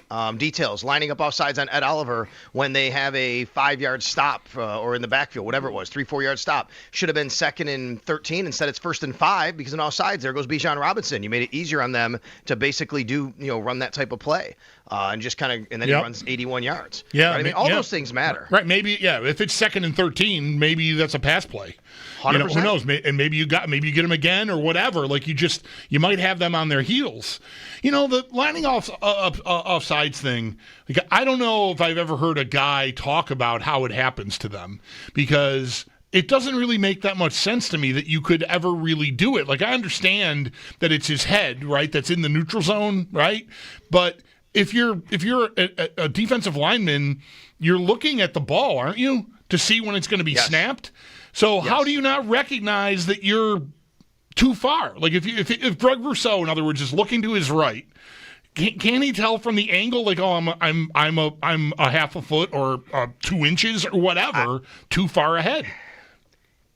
Yes, you're supposed to.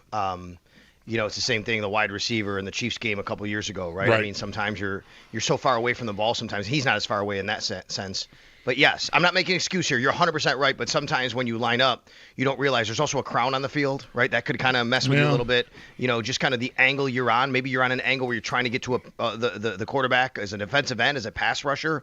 And then I think Ed Oliver he jumped. Ed Oliver actually left a little early and was in the neutral zone. Right, that's his different. Particular play. Right. And it's the same thing, but watch the ball. The ball's right in front of you if you're Ed Oliver, right? Watch the ball. So anyway, that's number one. The other thing was, I mean, they just did not have answers for all the pressure. And look, we talked about this before the game about being familiar with the opponent, and I said, well, they have coaches. Jeff Ulbrich had a game plan. He had a real good game plan to dial up exotic pressures on Josh Allen. They knew this team very well, and they just kept doing what they do best. They went after the Bills, and I think they said the Bills don't have answers to beat us if we come after them, and they didn't. And Josh has been so good against the blitz, but you got to get open early in the down, and they just don't have guys who are getting open early in the down. I also think losing Josh Palmer really hurt them in this game, guys. I mean, the Bills had a game plan for Josh Palmer. He had 60 yards before he was hurt, before the first half, and 2 catches. I thought he was a guy that they were really going to focus on, and that was going to be a big part of what they did. So, I mean, a lot went wrong, and then, of course, the first half defense was just abysmal again. Good job in the second half, really good. Doing it with duct tape and whatever. But I mean, putting it together. But that put them behind, and they couldn't recover. I point more towards, though, you have the ball 3 times in the second half, down 1 score with Josh Allen as your quarterback, and you can't score, and that's a problem. Yeah, I mean, these were like 3 and outs usually, too, throughout the night when they... Except for the other one that was the end around to Elijah Moore, right? I mean, turnover. That was the fumble. That's 8 plays. Now, look, if he doesn't fumble, maybe you go for it on 4th down because he gets stopped right at the line. But because he fumbled, it goes backward, he gets stopped. I think that's how it went either way. But if he doesn't lose yardage at least, maybe. But my issue is, I'm sure with everybody else, you have Josh Allen and you have James Cook. Run the ball forward twice, and you're getting a 1st down. Maybe next game. They have really been, I think, spooked since the championship game about the sneak. Like, they missed a couple of times in that game. One, of course, very notable near the end that a lot of people will still tell you they had, but the spot was bad or whatever. But I remember as that game was unfolding, the first time they got stuffed, I thought, I wonder if they're going to get scared off of this play. And they did. They kept trying it, but it didn't work ultimately. And now it just feels like maybe they're trying to find something else that they can fold in here, or at least maybe, Sal, right, run this end-around play, at least give teams, Philadelphia did this a couple of weeks ago, give them something else to think about on this, and then maybe we can go back to the safe, easy, version of the tush-push. Yeah, and look, he wasn't defending, and I'm not defending the call, but Eric Wood made a good point in the broadcast when he said, the advantage when you do something like that is when you line up as a tush push, of course you're bringing so many defenders into the box. You're bringing so many defenders from tackle to tackle. So if you can execute that play, he could be out the gate and he's gone. I mean, he has a big play. And that's what they're trying to do there. And I get that. I just think that, why outsmart? It feels to me like the Bills are trying to outsmart themselves on offense sometimes. And you don't need to do that. Just do what works. And it was working with James Cook. James Cook had a great start to the second half. And, just hand him the ball and go forward. Or you don't even have to have Josh Allen do it. I think you're just running the ball well enough to do it. Which game did Vandemark play? Because there was also a play in the game he played that was a short yardage play where he had to come from his, from right to left. And if he gets there, I think that it ends up being a big gain, but he trips on Torrance. And so this is 3 games in a row where they've had some sort of mishap in I don't know, I'm going to settle for too cute of a play call in a short yardage situation. Yep, that's right. And that was a counter type of handoff play. So Sean was asked about it again today on the Zoom call. He said, because he said last night, that what was his phrasing he used last night? We can be better than that or something like that. So he was asked to follow up on that today. And his quote to us was, Joe's a great offensive coordinator and play caller, but you go through a game and there are always plays you want back. He knows how I feel about it. We talked about it again this morning. I remain confident in him putting us in good position. How do you feel about the Bills' failure to cover Drake London last night, Sal? Was it different guys? Was there a strategic flaw in what they were doing? I mean, it's a little bit tough right now because questions abound about the Bills receivers and how good they are at getting open. Brady had a comment last week about just how something to the effect of how rarely does anybody really separate. I'm not sure that in that's the league, right? Yeah, that's exactly it. But yeah, and then London had an amazing night. It was literally when you're in the backyard, or I should say out in the street, and you're like, go to the fire hydrant and turn around, and you do that and just nobody's home, and you just throw it to him, right? I mean, that's what he did. He just went to the fire hydrant and turned around, and there was nobody there.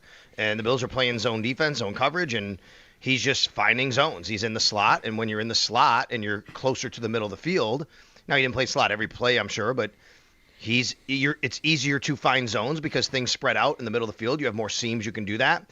And they knew where the Bills would kind of be and what they wanted to do. And he's just like, okay, I'm just going to go there. And they made things so easy on their quarterback. Shaw made a comment last night, which he's right. We made things too hard on their quarterback. Well, the Falcons made things easy on their quarterback. Right. I mean, Michael Penix didn't have to do much in this game. He had decent numbers. They were okay. 20-32, 250 is nice yardage. But, I don't even know what his ADOT was. He didn't throw the ball downfield a couple times, and usually they didn't hit it when they threw it downfield, to be honest with you. There were a couple that were mid-level passes, but it was, okay, Drake, just run 10 steps and turn around, and I'll find you because it's zone defense. And, once the Bills started to play a little more man-to-man, they were tighter in coverage. That was great. That was working for them a little bit better. That was a nice adjustment they made in the second half. But I don't get it. You guys talked about it before. I saw that when I looked at the box score after the game, I'm looking at it right now, first of all, 16 targets for Drake London. 16 targets. Half that tells the team you total. what they were thinking about, Drake London in this game. He had 10 catches. Outside of that, 0 catches for any wide receiver. Think about that. They had one receiver have 10 catches. No other receiver caught a pass for them in this game. Yeah, they play without Mooney. They scratch Ray McLeod. It's almost like they thought, we're not going to need any other receivers. Casey Washington had 2 targets. 2 empty targets. Right. No catches. Right. Is there a Hairston update? There is. Sean said there is a chance they will open his practice window in the coming week. So I'm guessing that would be next week because they're not going to practice this week. They have a bye week. So that would give them 21 full days next week to be on the field starting next week. And then you're looking at what, week 7, so week 8, 9, 10. So week 10 would be the comeback, I guess, for him to be on the active roster. So we'll see about that. Didn't hear anything on Tyler Bass. Unfortunately, didn't get to that. And we heard the Hairston, and then I thought about it later. Didn't know anything about Bass. He didn't say anything about Bass, but on Hairston, he did say there's a chance there. And we all know that Michael Hoyt and Larry Ogunjobi are coming back as of today, by the way. Now, I don't think they have to be put on the active roster today. They might, but it won't matter, guys. They have 51, so they'll just put 2 guys. Whenever it happens this week or next week, whatever the operation is of the league and how you have to do these things, it's not going to matter because they have 2 open roster spots.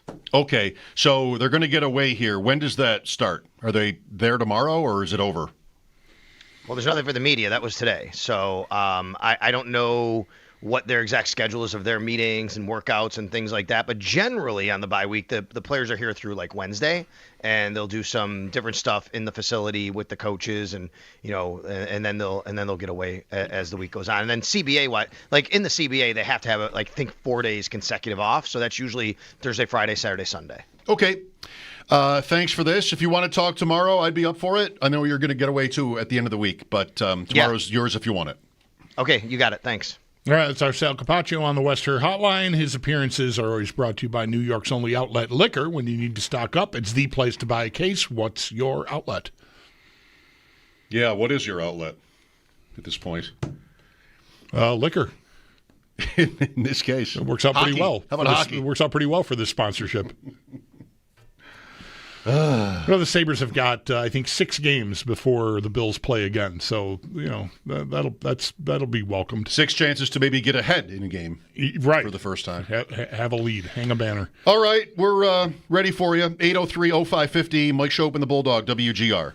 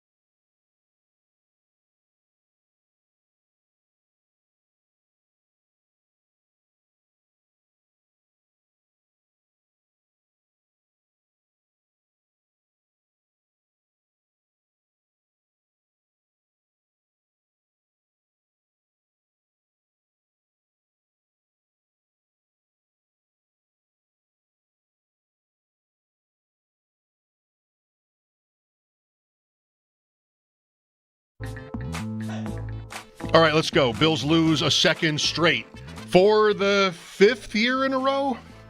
A 2-game, is it 5? I didn't go back to 2019, but since 2020, they've lost 2 in a row, at least 2 in a row.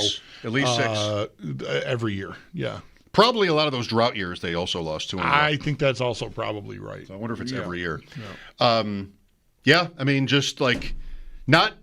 I want to say just not any old loss last night. Really tough to watch. Both sides. 803-0550 for your calls. We're wide open through next hour at least. Here's Tom next. Hi, Tom. How you doing, guys? Good Tuesday. Beautiful out. Depressing, though. But, Mike, you started the show asking Bulldog, are you scared? I'm going to answer that question myself. I'm terrified, to be honest with you. I look at, when I look at the schedule to start the year, I look at all the teams. I'm just like, win, whatever. Now I'm just like, it's like, what the hell? How do you, right. I can't pick one. And secondly, where the hell was Cook in the fourth quarter? I mean, the way we started off the second half, he was on fire. I mean, I don't know. Maybe you guys have the stats. I don't have them in front of me. I can look it up. I didn't bother, but he didn't. He was on the sideline. Yeah, I don't think he touched the ball again after the 11-minute mark or so of the fourth quarter. Okay. Yeah, because he was on the sidelines. He seemed like he was a little bit irritated about something. No one ever said anything about it. He was not in the post-game interviews that I watched, and he seemed upset. Maybe that was what it was about. I don't know. Yeah. But another, I got 2 more points real quick. Coleman, to me, I'm not a fan. I'm just not. This guy, to me, is useless. He doesn't get open. He doesn't have separation. He doesn't have great hands.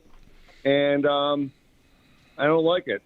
Yeah. I just don't like the pick. And lastly, Brady, with these play calls, I'm not impressed either with that. So let's see what happens over the bye week. But I'm still trying to stay optimistic. But I'm scared. I'm really, like I said, terrified. To be honest with you guys. All right, Tom. Nice to hear from you. Yeah, I answered shook. I don't think I would escalate to terrified. But there's concern. I think that, and I am way more. You asked Ross. What side are you more worried about, offense or defense?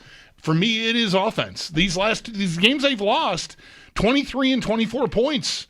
That's not. You had the entire second half. They opened the second half of this game last night with a very good touchdown drive that did feature James Cook, and they never really got close to scoring again. I mean, that's incredible to me. There's 3 and outs mixed in there, just brutal. And I just don't – and it was obvious what the opponent was doing to you. They were just bringing pressure – because they didn't believe you could win outside. And they were right. That is a very tough way to live. Now, everybody is not going to want to play them with bringing all that kind of heat, I don't think, anyway, and dare you like that.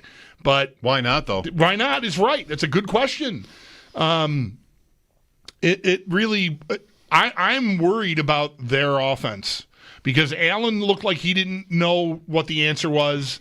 I've got Brady thumbing through the play call sheet to get to end arounds on 3rd and 1 to Elijah Moore. And I just think that right now they're not sure where to turn for something that they can really count on other than Cook. And I think my answer, and I think this will warrant some further exploration and some augmentation.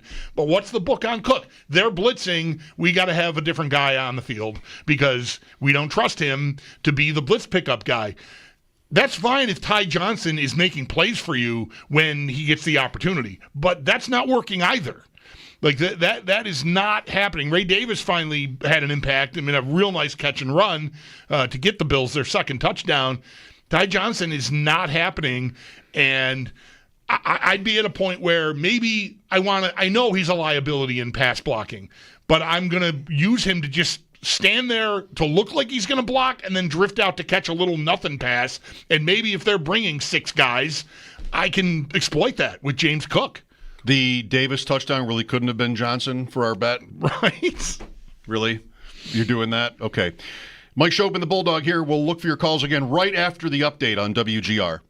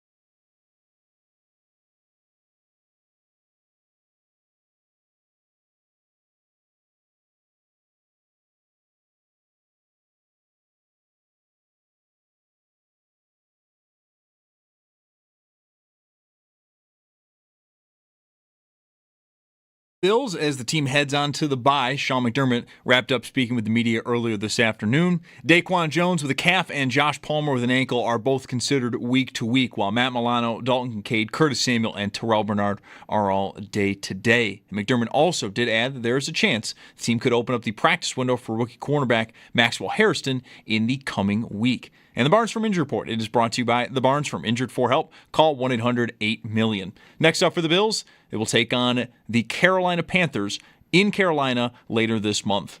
For the Sabres, they were on the practice ice this morning. Zach Benson, Jordan Greenway, Ukko-Pekka Luukkonen all practiced today. Lindy Ruff said afterwards that Zach Benson is expected to play tomorrow against Ottawa, while Greenway and Luukkonen will have to stack a few more practices before they return to game action. And for the Sabres, they are still looking for their first win, but when they take on Ottawa tomorrow, they are not expected to play against Brady Tkachuk, as he is expected out 4+ weeks with a hand injury. For the NHL, number of games tonight, some notable action this evening. Kraken at Montreal and Toronto hosting Nashville. Both those games are at 7. 9 p.m. sees Vegas and Calgary to take on the Flames, and your night's going to wrap up at 10:30 Pittsburgh. They are out west to take on the Anaheim Ducks. While in baseball, Game 2 of the NLCS is tonight. Milwaukee hosts the Dodgers. First pitch just after 8 o'clock, and the Dodgers did take Game 1 last night. That's your Paddock Chevrolet Sports Update. Paddock Chevrolet celebrating 90 years of being your hometown dealership. I'm Zach Jones for WGR Sports Radio 550.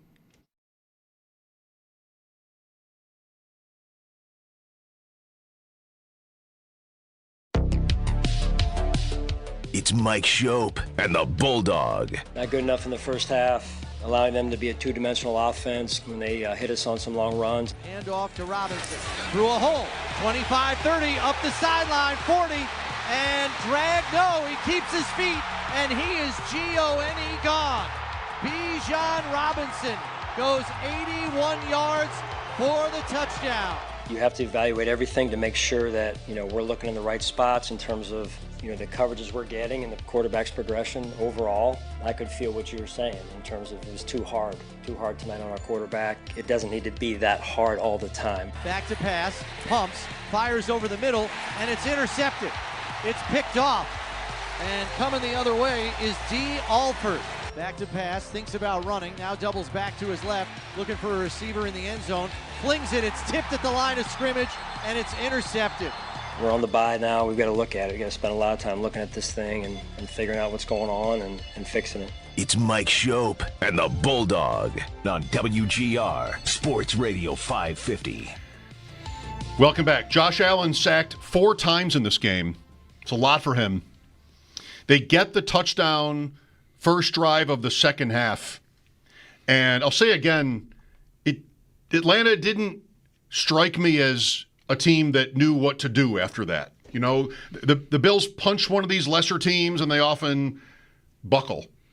But that might have even been the case last night, but the Bills could not do the next thing. Next possession ends on that Allen flick pass to Ty Johnson on fourth down. A fourth down play. Yeah. Then after that, caller just before brought up how Cook wasn't in the game after early in the fourth. He has a run to get them to 3rd and 1. Then it's that Elijah Moore play, and they punt after that 4th and 5. They didn't have to punt there. There were a couple of those last night. Right. Another Atlanta punt. That followed the blocked field goal. Another Atlanta punt, 3 and out. They didn't have to punt either on 4th and 2, but they do because they don't know what to do in these. They're not in these games. Right. And Bills go 3 and out, another punt, and they really it's over after that. They couldn't get the stop on the long fourth quarter drive. They get the ball 1:43 left, but they're down 10. I think their odds are very slim at that point. Right, yeah. It's once they got that field goal, they staved that off for a while with the first one being blocked, which was probably the easiest field goal block of all time. I think someone who's 5'5", who obviously no one's really playing football at 5'5" unless you're some really highly athletic running back, but could have just stuck an arm up. That ball was kicked so low, but still they blocked it good. I don't know why you fall on the ball there.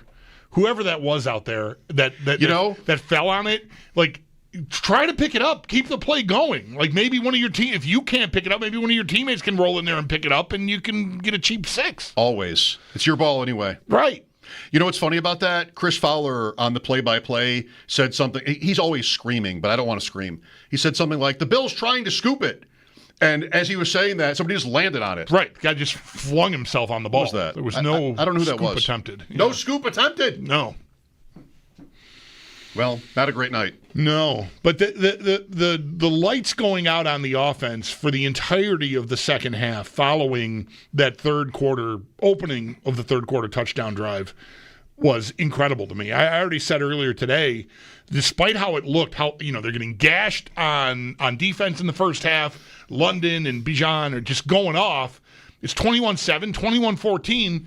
All right, this team is begging you to beat them.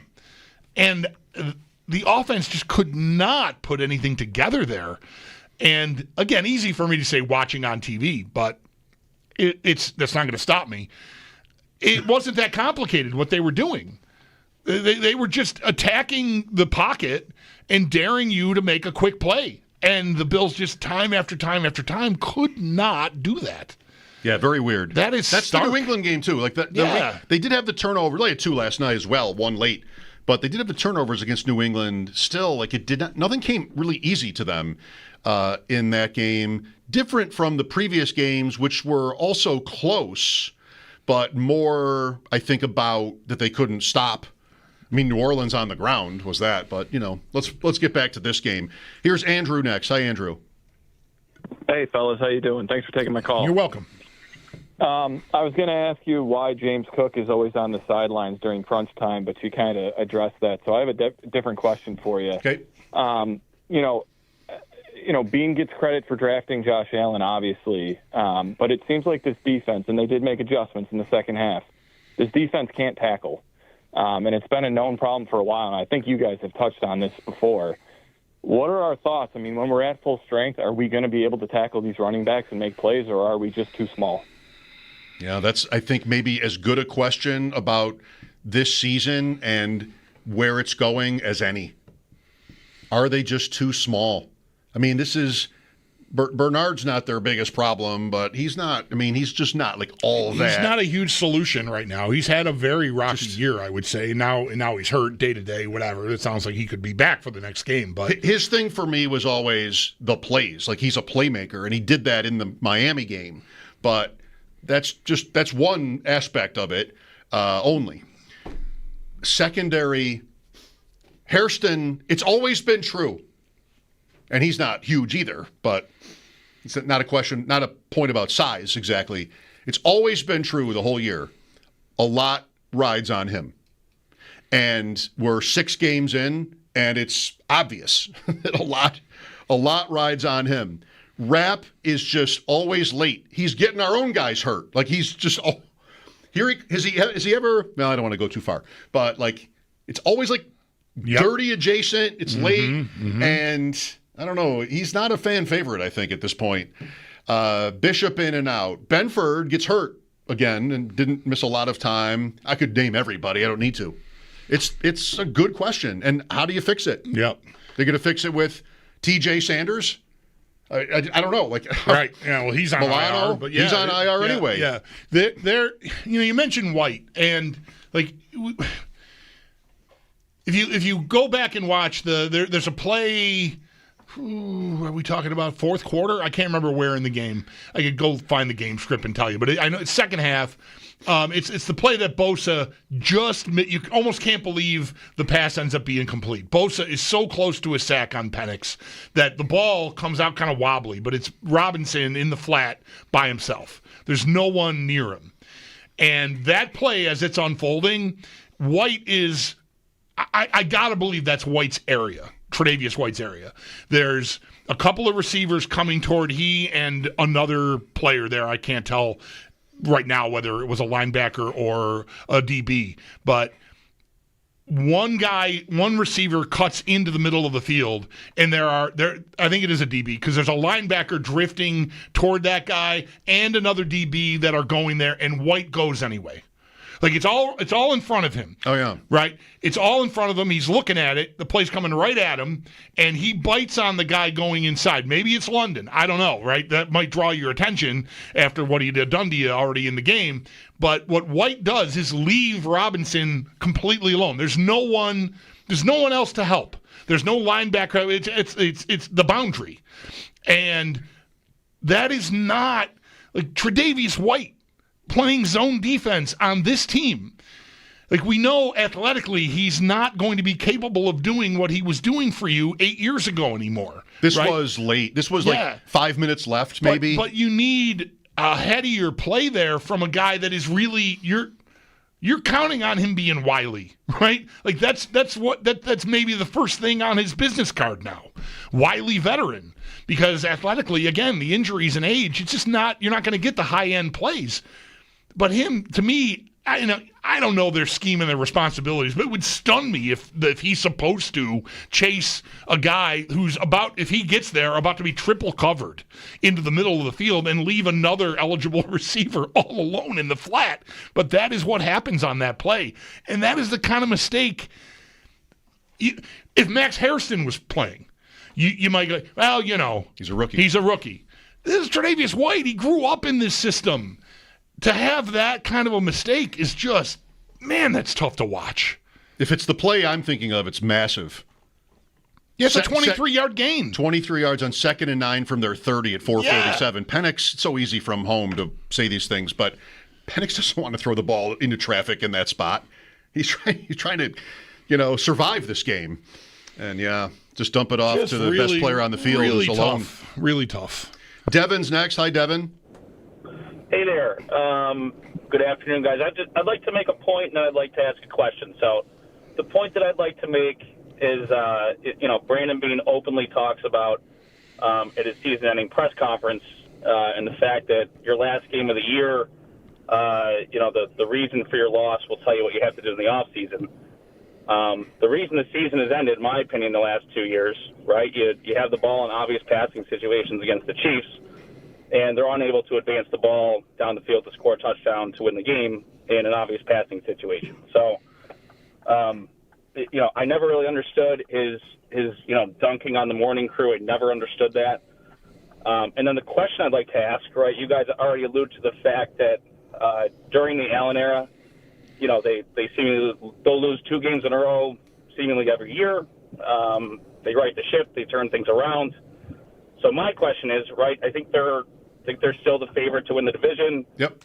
I think they're I think they're still minus 2,000 to make the playoffs. If this thing does flame out, let's say they win 9 games, they miss the playoffs. What does the offseason look like? Appreciate the time, guys. That is just such a hard. I still, as bad as it feels right now, want to say I would be stunned if they only won 9 games. We go through this every year. They find solutions.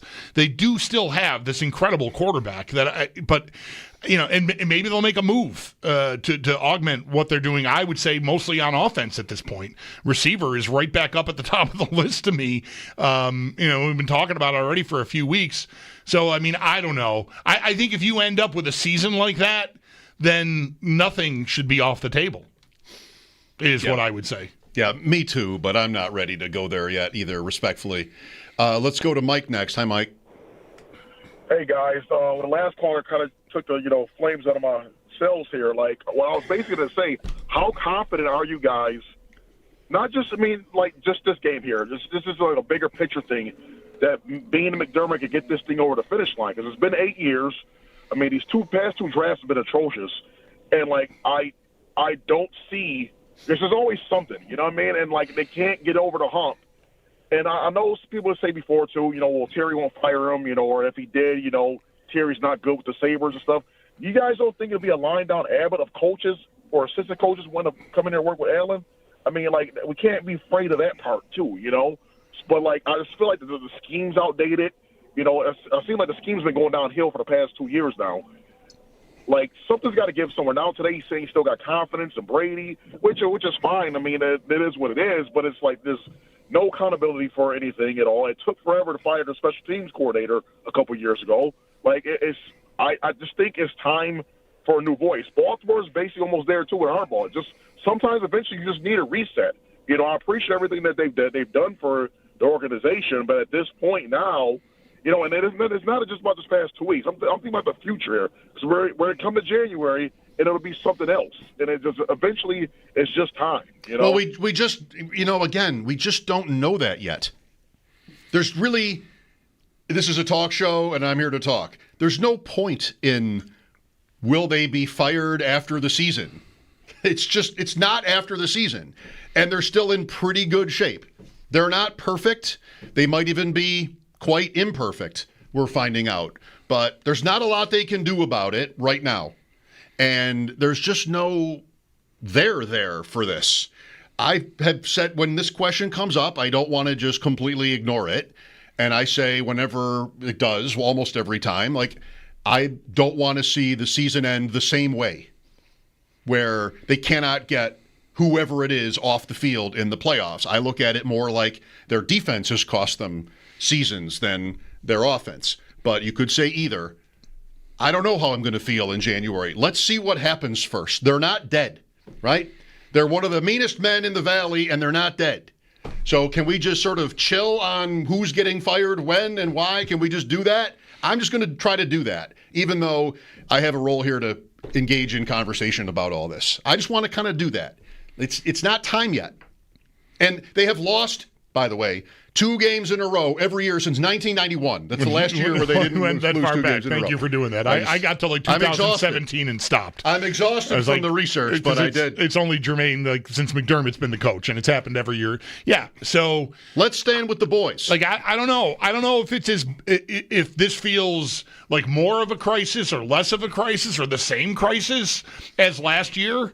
There certainly are familiar talking points about receivers getting open and the defense being exposed and the scheme being antiquated and all that. Like I hear that. It was so easy for Atlanta yesterday in the first half. And then it wasn't. And I don't know, is that Atlanta? Did they, flip a switch? Did they think they should get credit for the Drake London touchdown at the end of the half that didn't count and they were really up by 3 scores, not 2? I don't know.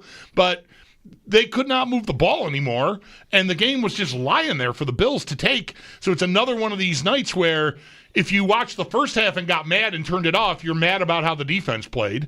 And then if you stayed with it, you're probably pretty frustrated like I am about the offense, because all I did was stop them the rest of the night, and I got exactly one more touchdown, which, I still kind of can't believe it. As tough as it was at times, and it felt like the game was almost completely out of hand because of that London play at the end of the half that didn't end up counting. I thought they were going to win the game. 21-14 to open the third quarter. Come on. I kind of did too. You're Buffalo, they're Atlanta. Just do this. I kind of did too because of how stupid it would have been. Right. To win after that first half. They're a couple of feet away from 28-7, and everything looks terrible. Offense, everything looks terrible. Right. Allen's getting hit. Guys are going down one after another. Poor Bernard, I don't know when this was right now, but he goes down grabbing his ankle, and here comes Rapp, who lands right on his knee. It's like the Black Knight in the Holy Grail or something. Poor Bernard is like, no, I'm already hurt. Get off me. And at one point, it seemed like they almost had a line waiting outside the blue tent. The line at the blue tent. McGovern got hurt. Allen got hurt. It was just like, what in the hell is this going on was so stupid that they would probably win. That's what I'm thinking, too. This is probably going to be a win. And, yeah, 1 touchdown, no field goals, no points after that, which is unusual for them. Ken is next. Hi, Ken. How you doing, guys? Great radio today. Thanks. I got agita big time, and it has to do with game planning and Joe Brady. Let me tell you, Atlanta has been blitzing every team they've played since the start of the season, and we had no answers for it at all. It's like we had no plan for that, to answer it. The use of Cook and the non-use of Cook, I reflect back to Kansas City in the playoffs last year. He didn't touch the ball for the last 11 offensive plays of the Bills, okay? And when Bulldog, I think, said at the 11-minute mark of the fourth quarter, he never touched the ball again, yet he was averaging 5.1 yards a carry, okay?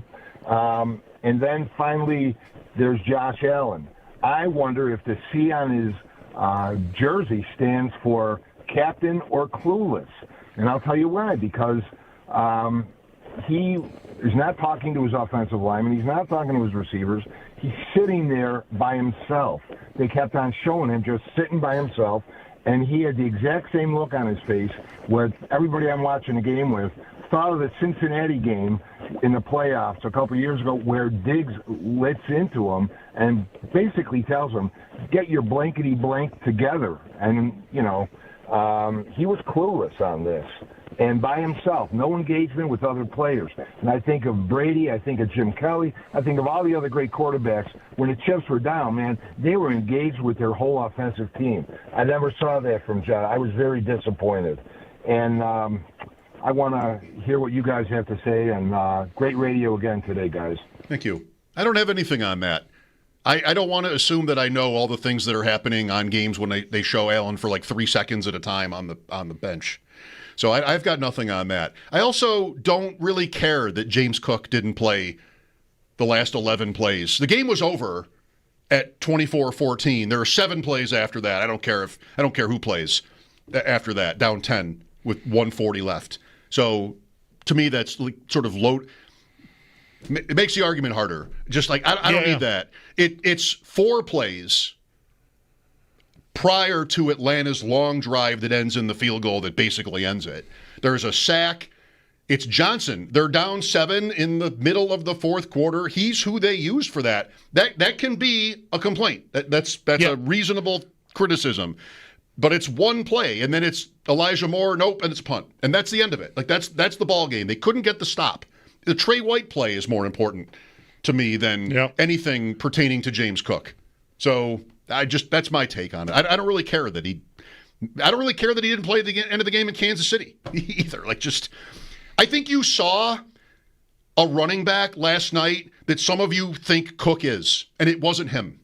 I think if you had the other guy last night, now talk to me about whether he's on the field at the end of games. Cook is fine. That guy is we got the one caller who calls all the time to compare Cook to OJ. Right? You see the other guy last night? That's what elite looks like. No offense to Cook. He's fine. They've won a lot. He's done great. Mm-hmm. He's not better than that. So I don't care that he didn't play. And 11 plays is like, now you're really trying to push me because the last bunch of those plays didn't really matter. They're down 10. 7 of them don't. That's right. Yeah. And yeah. So, but does that line up with? I saw 11 minutes or something. So it's 11 minutes. It lines up. Okay. That's right. Yeah. Yeah. Yeah. I said earlier, I appreciate that Johnson is in the role he's in for a reason, but it is not working this year, and you may want to consider. Be careful. I'm the one who will tell you, don't play Cook too much. Load management matters. He is not a big, thick dude that can just take pounding, but, so far so good, and he's avoided big hits. Maybe you need to not worry about his flaws in pass protection and get him out there so that you can just throw the ball out, just on a swing pass, on a wheel, on something that can beat that blitz. And then you've got a guy in the open field who might be able to do something for you. Ty Johnson, it's not happening this year. His numbers are horrible. Yeah, and that's fair too. Get Cook in space. At least, he doesn't have to be Bijan. He can be better than Johnson. He's got 14 targets in 6 games. Cook. Mike Schopp and the Bulldog back after sports. This is WGR.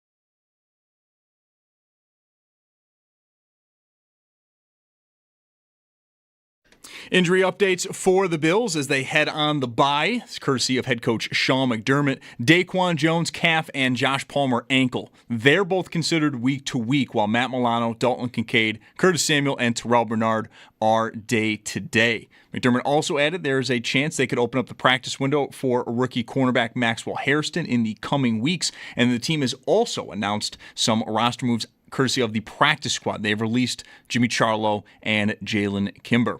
And the Barnes From Injury Report, it is brought to you by the Barnes From. Injured for help, call 1-800-8-MILLION. The Bills are next going to be in action Week 8, Sunday, October 26th at 1 p.m. at Carolina. Over to the Sabres, they had practice earlier this morning. Zach Benson, Jordan Greenway, Ukko-Pekka Luukkonen, all on the practice ice, though only Zach Benson is expected to play tomorrow against Ottawa. That courtesy of head coach Lindy Ruff, saying that both Greenway and Luukkonen are going to need to stack a few more practices before they return to game action. Sabres, they are at home tomorrow against Ottawa, 7 p.m. puck drop. They will not be playing Brady Tkachuk, though, as he is expected out 4+ weeks with a hand injury.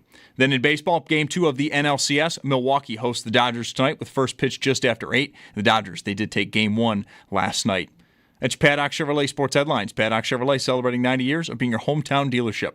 I'm Zach Jones for WGR Sports Radio 550.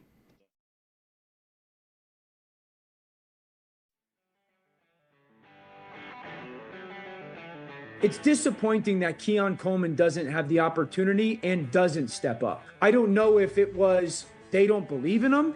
I don't know if he's not going to them in those moments saying, get me the ball. I talked about it last night that I was surprised they weren't moving him opposite A.J. Terrell and trying to get him the football, throw the ball downfield to him and opportunities just to use his big body and frame. And if I was a Bills fan, I would have loved to see Keon Coleman step to the forefront and impact that game much, much, much more than he did.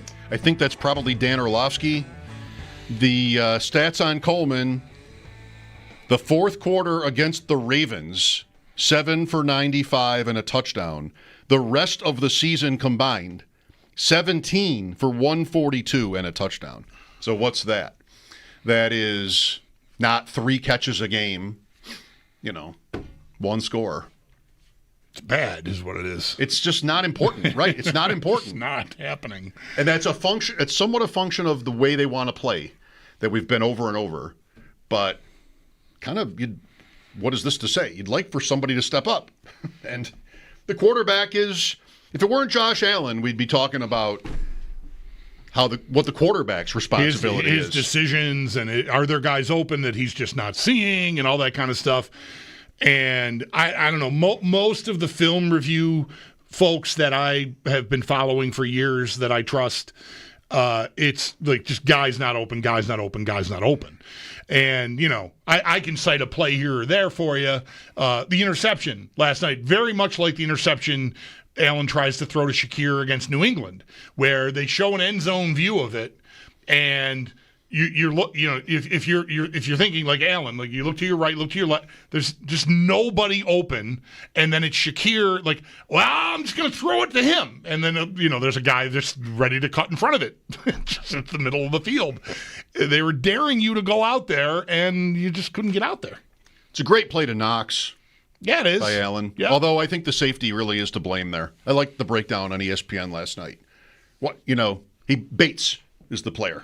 He sort of like gets sucked over here, and then still a great throw. Still so cool to watch from behind Allen, the very best pass. Bates is a gambler. I think he leads the league in takeaways since 2023 when he got there. Look at you. Who are you, Warren Sharp all of a sudden? I think I saw that in the run-up to this game. I guess. Wow, bam. Everybody, right? Pretty good. Ray is next. Hi, Ray. Yes, sir. My take on it is this.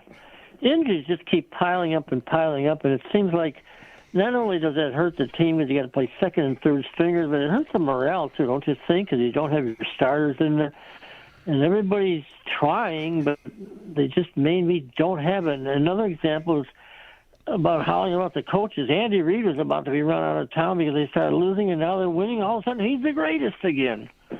So I don't know. It's to me, the team is almost snake bit with all these injuries. I know other teams have injuries, but boy, we seem to have more than our share right now. I don't know that that's true. I appreciate that you said this is also true of other teams. I don't know that the Bills have more than their share. I think it's an interesting point about morale, but I don't think guys are really wired like that. Maybe when they're on the plane, and it's, geez, we're down bad, this guy and that guy, you can feel sorry for yourself. But everybody's next man up in this league. Everybody. I mean, some of these guys are on the field because of injuries to starters, and they're probably excited for it. So how bad is it? Who's hurt on offense? Kincaid last night. Missing Kincaid and losing Palmer definitely impacted a lot of what we're talking about, although Kincaid's not really outside. It's Palmer. And, I got you want to take them at their word that they had a big plan to use. It certainly looked like they did. I mean, the first play of the game is a pass they hardly ever throw anymore, and it worked to Palmer. So maybe that was their sort of their way to get around showing that they could beat, maybe slowing Atlanta down some. But once he leaves the game, I'm left with nobody. And that's the problem with sort of building. You want to say Shakir's their number one receiver because he's so dependable and he's productive and he's shifty with the ball in his hands in space and whatever can make people miss and all this run after catch yardage he's piling up. But he plays in the middle of the field. And he's not going to help you on a night where the defense is putting their corners, their outside guys on an island and saying, I dare you. It's not. So it limits, functionally how you can beat that if Shakir is your most trusted target. He is, but you need the other stuff to be working in order to get it off. 4 for 45 is your game average, per game average for Shakir. We talked a lot about him on pregame. I thought he was in line for a big game. Sal said he thought the Palmer injury was really important to the Bills. So it's not like nobody's hurt. But I just wouldn't resort to injuries when thinking about their offense. Like, their line is pretty much amazingly the same almost every week. We lost McGovern for a second there last night, and then he was right back in, one of those.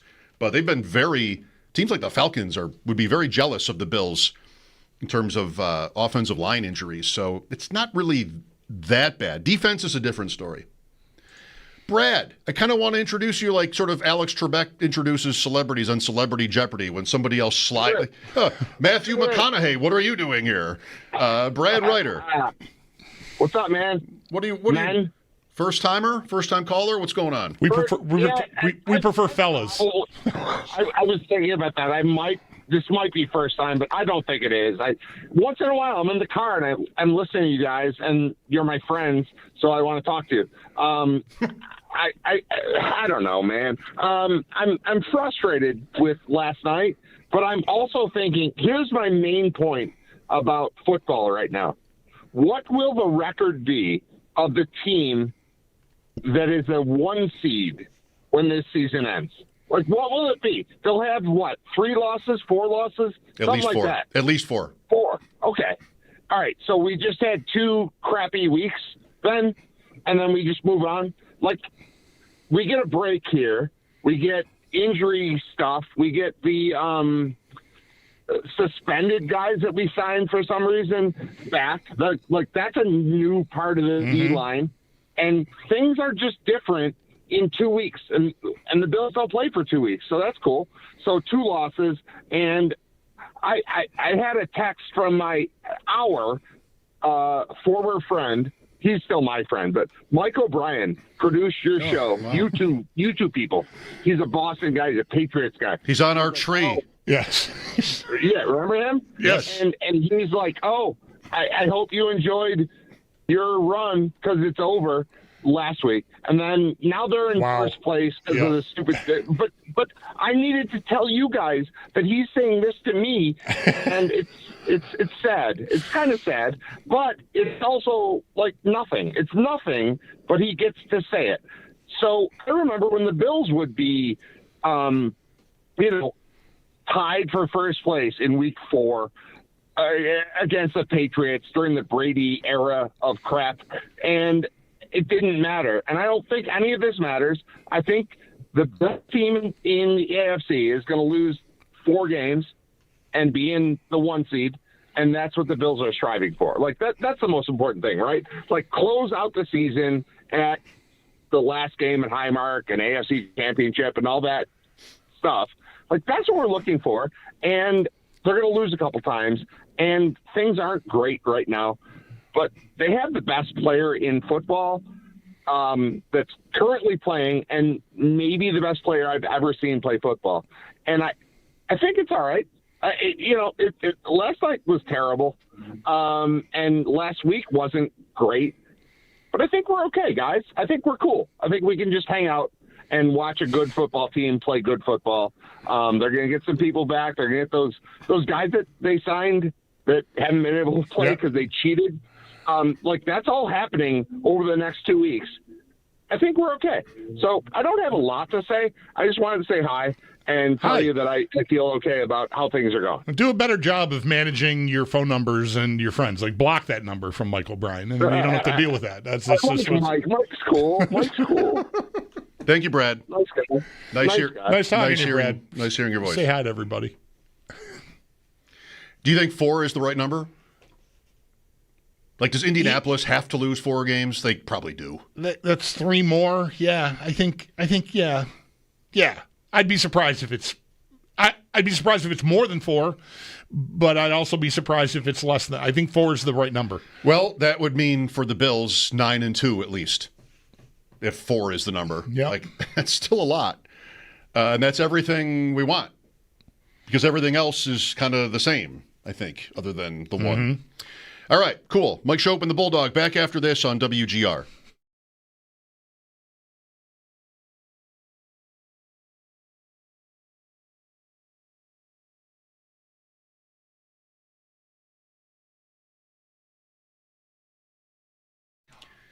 Great ways to save at Outlet Liquor, as always.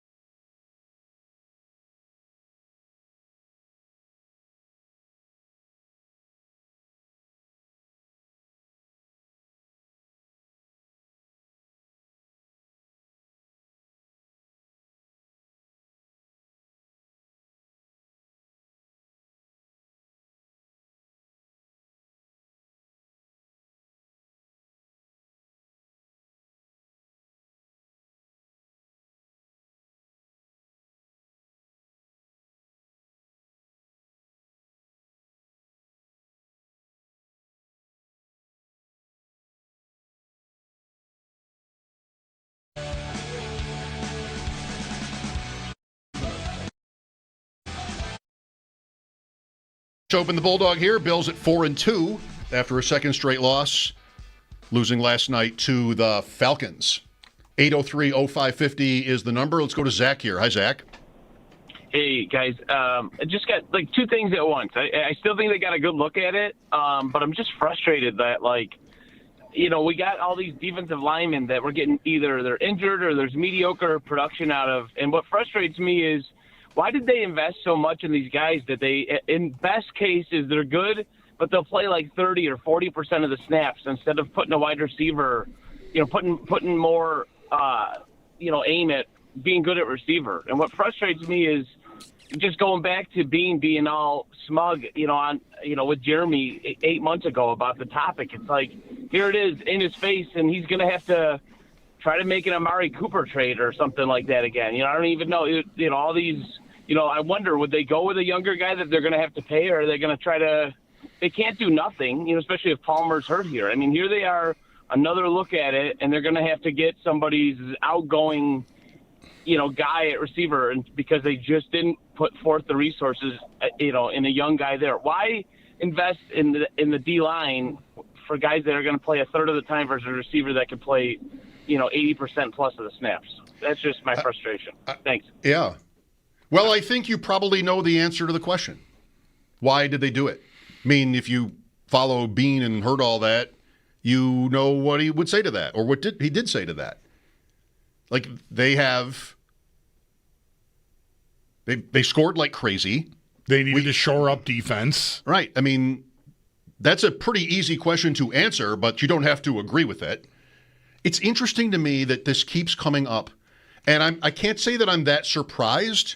I'm actually a little bit kind of flattered that it does, because so many people were clued into that, and I mean, it wasn't us, but it was WGR, and they lose a game and it comes right back on him. The attitude was a part of it. He didn't have to be That's right. so pissy about it. He could have just like me right now, I guess, we've already answered this. I mean, now that sounds like I'm trying to be that. Just like sort of in a normal, friendly way. Here's the answer to your question again. That we think 30 points a game is good. We have invested at wide receiver. Our last 2 years of first picks in the draft were pass catchers. Palmer was $11 million a year. I'm not sure that's the number. Like, they've done things. Moore seemed like that could be a steal. But it's 4 catches, maybe, in 6 games. So I thought there was a miscommunication last night with him on a pass down the right. Maybe there was. Like it, yeah. It looked like it. Yeah. So what else is there to say? The caller said very interestingly, he can't do nothing. And I don't know if that's true. I don't either. We opened up today talking about whether or not, in part because of all of the clutter that there is around the subject, whether, and this was maybe a little bit in play when, right, the morning that all happened, they had Elijah Moore in for a visit, who they ultimately ended up signing, right? That was the timing on that. Yes. So this, I think it would reflect poorly on his opinion at the time.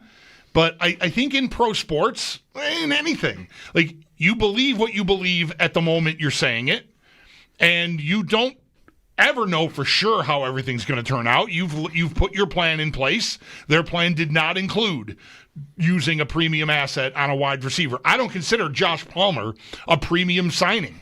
He's about a quarter of the price of a high-end wide receiver. He's not a number 1 wide receiver. It's a guy that you're adding to the mix with all the other guys, that you have, none of whom are real elevators. He's just the newest one, and he happened to be a free agent, so you had to lure him here with $11 or $12 million a year. That's a drop in the bucket to me. That's a journeyman defensive lineman at this point in the league with the way salaries go. All right, I overcooked that a little bit. But nonetheless, will he want to do something now with all that has transpired? I would hope that he would, because things should change. I've said for years, I'm open to being wrong about anything I've ever thought or said. Convince me. Tell me. Show me new data. Show me facts. And I hope I'm open-minded enough to change my mind and realize, I probably shouldn't have been as strong on that as I was. And being, interestingly, as someone who's running one of these billion-dollar corporations, finds himself quite publicly in the midst of such a dilemma. Like, if I do this thing that I would hope will help the team, I'm probably going to look bad. Well, too bad. Do the thing that's going to help the team. That's the job.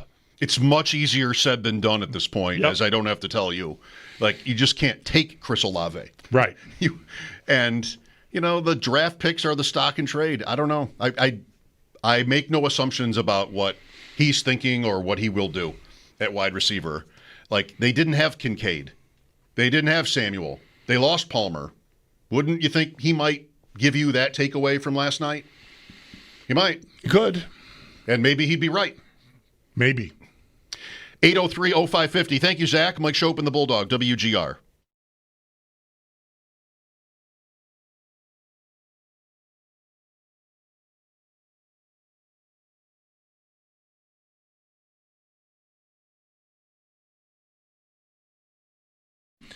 Folks, Bulldog here for Dash's Markets this football season. Make sure your grilling is champion.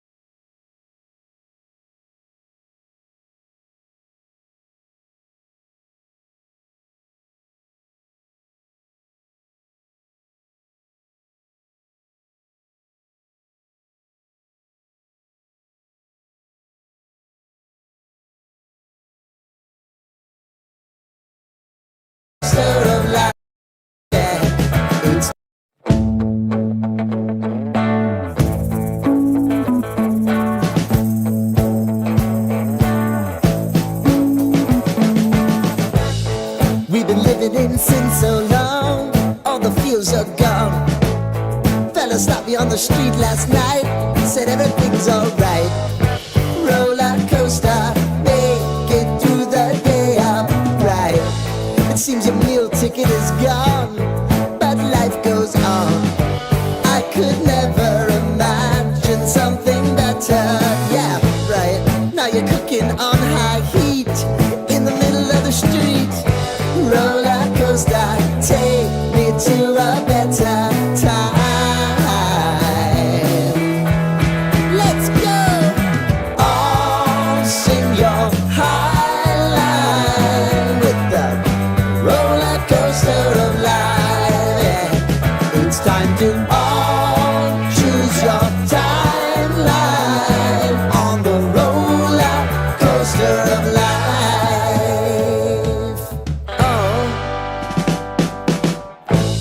You seem to easily forget how to place place your bet. When everyday life gets you down, you gotta steal the crown. Got to own it. Don't bitch and moan about it, please. God forbid you scrape your knees, and it's nothing to sneeze at. Oh, I've told you over and over again. You gotta get both hands around it and make your own plans. Roller coaster, it's taking over. It's about time.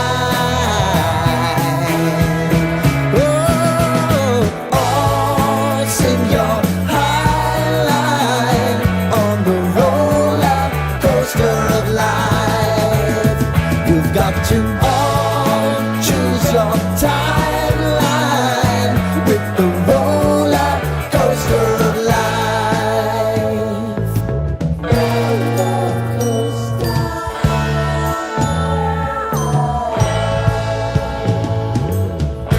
I want to go down the rabbit hole, down the rabbit hole of life.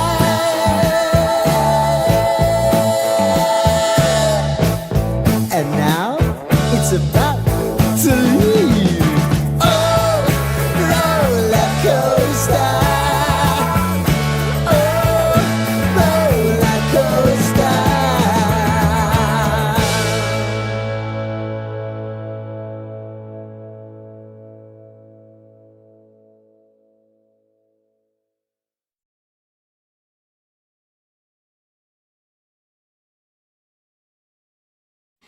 Injury update for the Bills as they head on to the bye. Bills head coach Sean McDermott, speaking with the media earlier today, did confirm Daquan Jones with a calf and Josh Palmer with an ankle are both considered week to week, while Matt Milano, Dalton Kincaid, Curtis Samuel, and Terrell Bernard are day to day. It also was added that rookie cornerback Maxwell Hairston could have his practice window open up in the coming week, and maybe something to keep an eye on with that. The team later announced 2 practice squad releases, Jimmy Charlo and Jalen Kimber. The Barnes Firm Injury Report, it is brought to you by the Barnes Firm. For help, call 1-800-8-MILLION. The Bills are next in action Week 8, Sunday at 1 p.m. at Carolina. For the Sabres, they had practice this morning. They'll be in action at home tomorrow against Ottawa.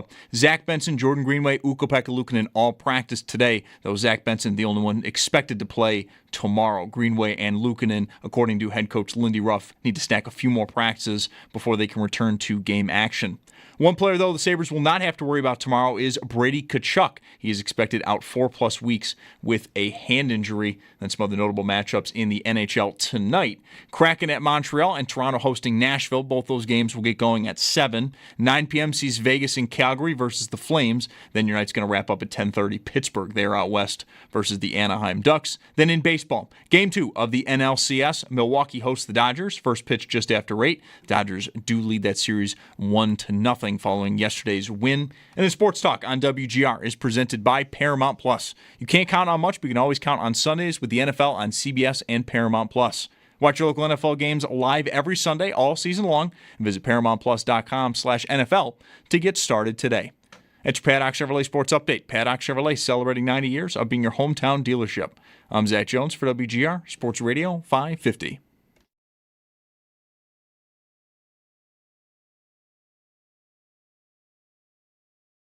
It's Mike Schopp. We were having a very serious conversation about mayonnaise here. And the Bulldog. And don't even talk to me about weed. On WGR Sports Radio 550.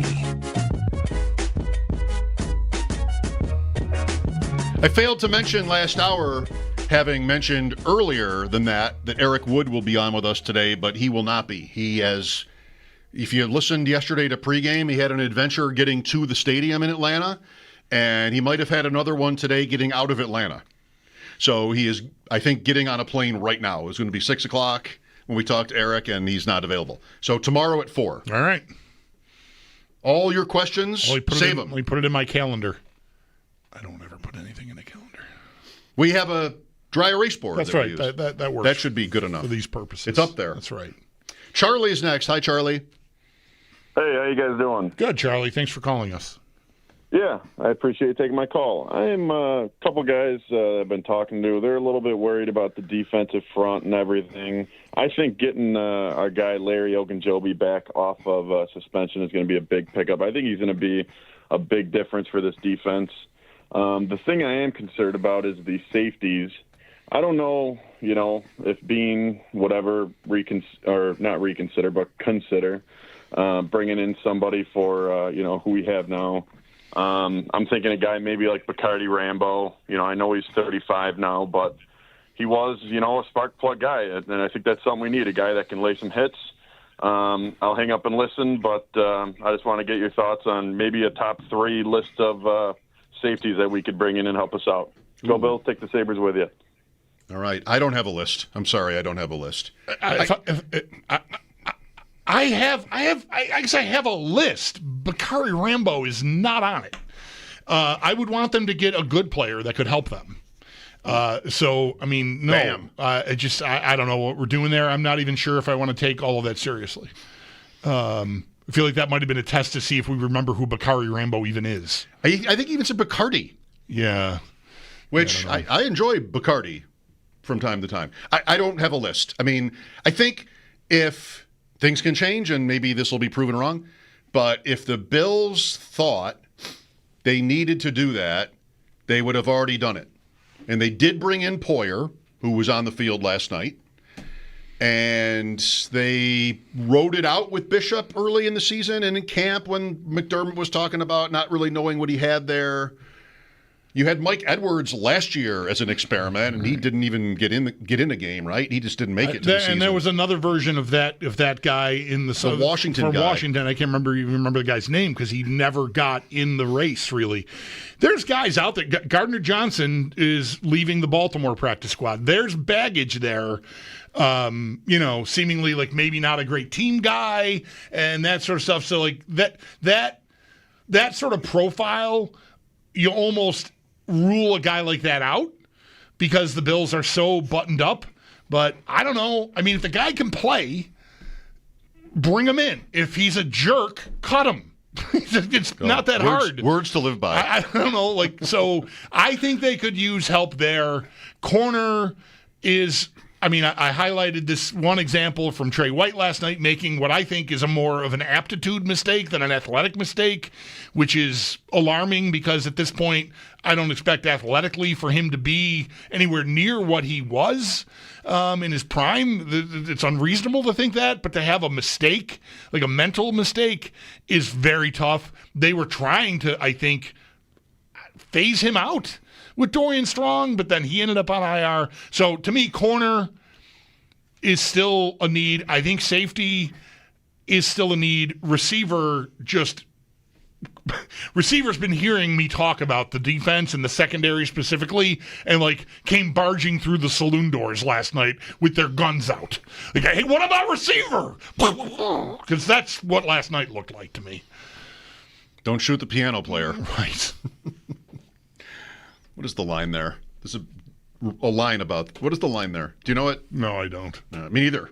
Let's go to Patrick next. Hi, Patrick. Don't shoot me. I'm only the piano player. Something like that. How are you guys? Good. My first comment is I still think they can turn it around. They were only one bad drive, as bad as it was versus New England. But the biggest problem I have is kind of looking at their roster and looking at their cap management. And I'm saying, what can they do? Our number 2 cap hit this year is Dawson Knox at $14 million. He's going to be a $17 million cap hit next year. Our third cap hit is Matt Milano. We have the third most expensive linebacker room in the NFL. And our ninth most expensive player is Curtis Samuel, and he can't even get on the field. So it's like, if we want to do something, realistically, it doesn't look like there's much. And so I kind of wanted to get your guys' take on that. Because out of everything, like that's the part that's kind of driving me up the wall the most today. What do we want to do? Samuel was on the field in week 5 and scored a touchdown, but he was injured last night. So I think he's relevant to all this. They're not cutting. I heard cap numbers and I looked away. It's just how they've, I'm not sure what the point was either, honestly. And I was paying attention. There's not anything you do about that now. You could trade for somebody.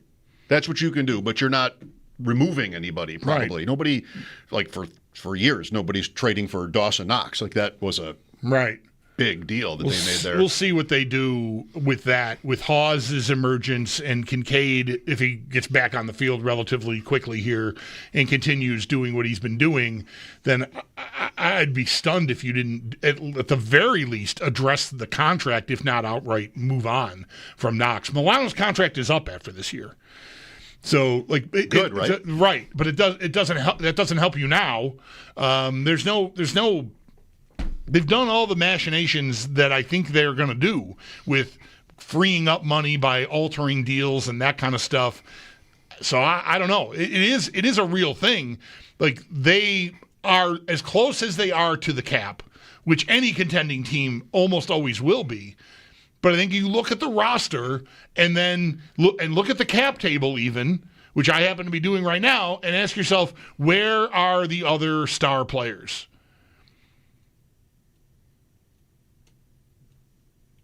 There aren't any, is the answer. Literally, there are not any. Bosa is the closest you come to an established star caliber, award-winning type player. And even he's on like a 1-year flyer because you can't trust him to stay healthy. So far, so good. Knock on something. But where are the Rousseau is gotten? He made some nice plays last day. He's a couple of good weeks, I think. I was talking about him before the New England game, and to me, he's showing up a little more, which is welcomed. Big penalty, for sure. Yeah, he showed up negatively there. But is he a star? Is he a guy in the league you're getting ready to play the Bills and you go like, oh God, I got to deal with this guy? No. Like, we all knew, look, there's different ways to build teams, but this Atlanta team, like, whether you think they're a joke or not, I think the market is a joke. I just don't think anybody really cares about that team. There's empty seats all over the place in that place last time. For a Monday Night Football game, they're hosting for the first time in 7 years, by the way, with a winning record against a powerhouse in the league. You can't get there, apparently. I guess, right? So... But you know who Bijan Robinson is, and you know who Drake London is. You know who Kyle Pitts is because of draft status and because of what a flop he's been. But, they're interesting. I don't know, man. I don't want to like totally downgrade the entire roster here, but who is James Cook is now he got the contract and he's had the production and he's backed it up. So he's probably who I want there. Is the bottom line not, this is going to be on Allen, and we always knew that? Like, this is also not a revelation. You're making an observation, but it's nothing new. It's something we didn't know. It's something we didn't have. Post Diggs, at least, right? Like, they had some guys who I would call stars that got old and got away. Yeah. But, I don't know. I think this is what... It's always been. I think this is what it's pretty much always been. It's going to have to be Allen. And that's why I think this receiver point gets so much traction, because we know this, and it's got to be good enough to allow him to win games for you. And the combination of who they've picked and leaning into the 12 and 13 personnel and the running game, it's been mostly successful, even very successful. But once in a while, you get these nights where it seems like there's just no one to throw to, and injuries play into that. Don't shoot the piano player. He's doing the best he can. Okay. Is the line I was thinking of. I heard Dan Rather say that somewhere, but I guess it's a famous Oscar Wilde quote or something. I guess it's a famous quote. Please don't shoot the piano player. He's doing the best he can. And there's an Elton John song. There's an Elton John. I think that's what I think. Don't shoot me. I'm only the piano player. Yes, that's correct. I don't know the song. Yeah. Sing it for me so I know. Don't shoot. No, I'll stop. Rousseau, quickly, that penalty last night. I wasn't done. I was done. That penalty last night, you see the flag right away. So here's me sitting at home, pen and paper, let's go. First play. He's offside. Snap. Flag. Fumble. And Chris Fowler said, there's a penalty on the Falcons. Right. And I tweet, Rousseau was offside. And then they called the penalty on Rousseau for being offside. And this has been another one of these. That's not a space ref penalty. Like that was just you could see the flag on the screen, and we didn't know it was on him, but it should have been. Like he was offside. And I mean, I see a lot of that doesn't get called. I saw Rousseau in the next drive who was offside and wasn't called. Like that's one where I think watch TJ Watt play. He's always offside. There's supposed to be. Is it a yard? How wide is the neutral zone? Great question. I think it's a yard. There is a neutral zone. Like it's not just having your fingertip a half an inch behind the ball. Like there has to be some space there, or maybe it's like the helmet. However they measure that, but you'll see that black line. We're past the days where like, oh, the lines are not official. They're damn official. Like that line is going to be right. That's the line of scrimmage. And if you see somebody with their helmet is across they're offside. Like that's Rousseau on the first play. So it's not even close. How it happens, like that was what Sal's point was. Like how it happens is weird. Like just how do you not know? Yeah. Maybe he's sort of using the tackle as his like point of reference or something. If the tackle's a little not illegally, but a little bit off, then he might end up being a little bit forward and thus offside. But probably no excuse. I just like that. No. That one was, man, I see offside constantly. First play of this game, really, and it's a fumble that gets turned over because of this flag. Like it's not wrong, but one of those that I think they're pretty lenient on. Maybe right away in a game they want to sort of make a point about it. That's maybe what I really hate that booth. I love Dan Orlovsky on like quarterback play. Thank you for the league for cracking down on him. He can't send out breakdowns of video anymore. He made that known last week that they are stopping that for, whatever, on a competitive I don't know. But I like him on the ESPN shows. I think he's excellent. I feel like I learn something every time I watch or listen to him talk. But in the booth, it doesn't really work. And Riddick, I feel like, is applying for every general manager job that there will ever be in pro football every time he opens his mouth. And I just can't. And Fowler was just mechanically all over the road last night, right from the opening. Right, you're a Bills fan. This is going to be on Atlanta, so the fumble's going to stand. Like, all right, oh no, and he just botched little stuff all night. I thought just had a real rough night. That is a huge pet peeve of mine with announcers. Why guess? Right. If there's a flag, the drama, the suspense is interesting. We got to see about the flag. Guess. You're just trying to show how smart you are by guessing. It's a Herb Street thing. He's always, somebody's feeding him too, but they're always telling you what they think the penalty will be, and they're sometimes right. But why do it? I read Johnny Miller's book, and I don't know, like this isn't something that everybody does. There's the one, or golf announcers, Bones is one of them. I'm sorry to be over here in this lane right now, but that violates this. It's not like a hard and fast rule. But Johnny Miller's like, never announce where you think the ball is going to land when it's in the air. Why do that? The viewer is hooked. He wants to know where is the ball going to land, and you have the on-course reporters will tell you, it's going to be left. It's going to be it's in the bunker. Like just quiet. There's no reason to do it. There's no reason to guess at what the penalty is going to be. Tell us after. Here's Tony next. Hi, Tony. Hey, great show, guys. Thanks. First time caller from Toronto, Canada. Welcome. I love the Bills, number one over my Jays and the Maple Leafs. I had a terrible day yesterday. My Leafs got crushed, and then the Jays got crushed. And I almost turned the Bills game off near the end, but couple things. It's above my pay grade. Here's what I noticed from a distance. I can't fault even our receiving team when Allen's running for his life the whole game. It's like he doesn't even have a split second with all those blitzes. We haven't found a way to figure out how to stop that, how to help him there. Number one, and you just caught it. You just mentioned it, the penalties.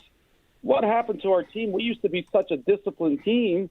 And right from the get-go, that could have been a whole different ball game right after the first play of the game. It's true. And then the other thing, I look at it that,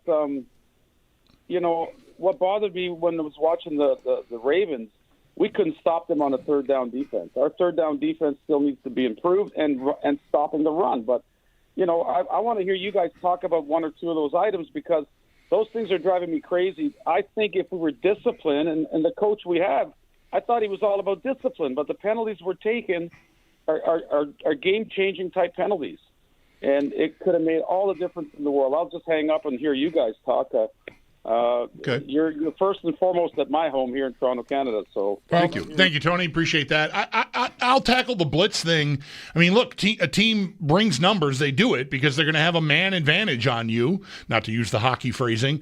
You mentioning the Leafs, rubbing it in on Tony but right there. I think it's all right. They got Nashville tonight, and Caden Primo makes his Leafs debut in goal, so you're all set. Hang on a second. I think Pick him up. Get to your app. The way to stop it is to make plays. You gotta be quick. You gotta blitz beaters. You gotta be able to win on the outside. That's where because there's gonna be traffic in the middle. You gotta win out there and be prepared for it. And the Bills, I think, their idea was we're gonna hit you deep. We'll trust we'll get enough here to make that happen. And it started out well enough, but beyond that, there just was not anything ready to offset the blitz. I think they tried a screen pass. Not surprisingly, it failed because they just don't seem to ever really be able to successfully run screen passes. But you got to be prepared for it, and it takes guys who can win quickly on their routes. And the Bills simply do not have guys that can do that. So they're ill-prepared. Atlanta went into the game thinking we're going to blitz, and I'll bet they ramped it up once they saw what they were dealing with. They can't touch us. Caden Primo, welcome to the squad. Son of Keith Primo. Righto. Nephew of Wayne Primo, right. Former Sabre Wayne Primo. Northeastern College. He was just ahead of Levi at Northeastern, I believe. Ooh. Caden Primo. Time-wise. Originally a draft pick of, time-wise, of Montreal. They let him go, and now he's on the Leafs.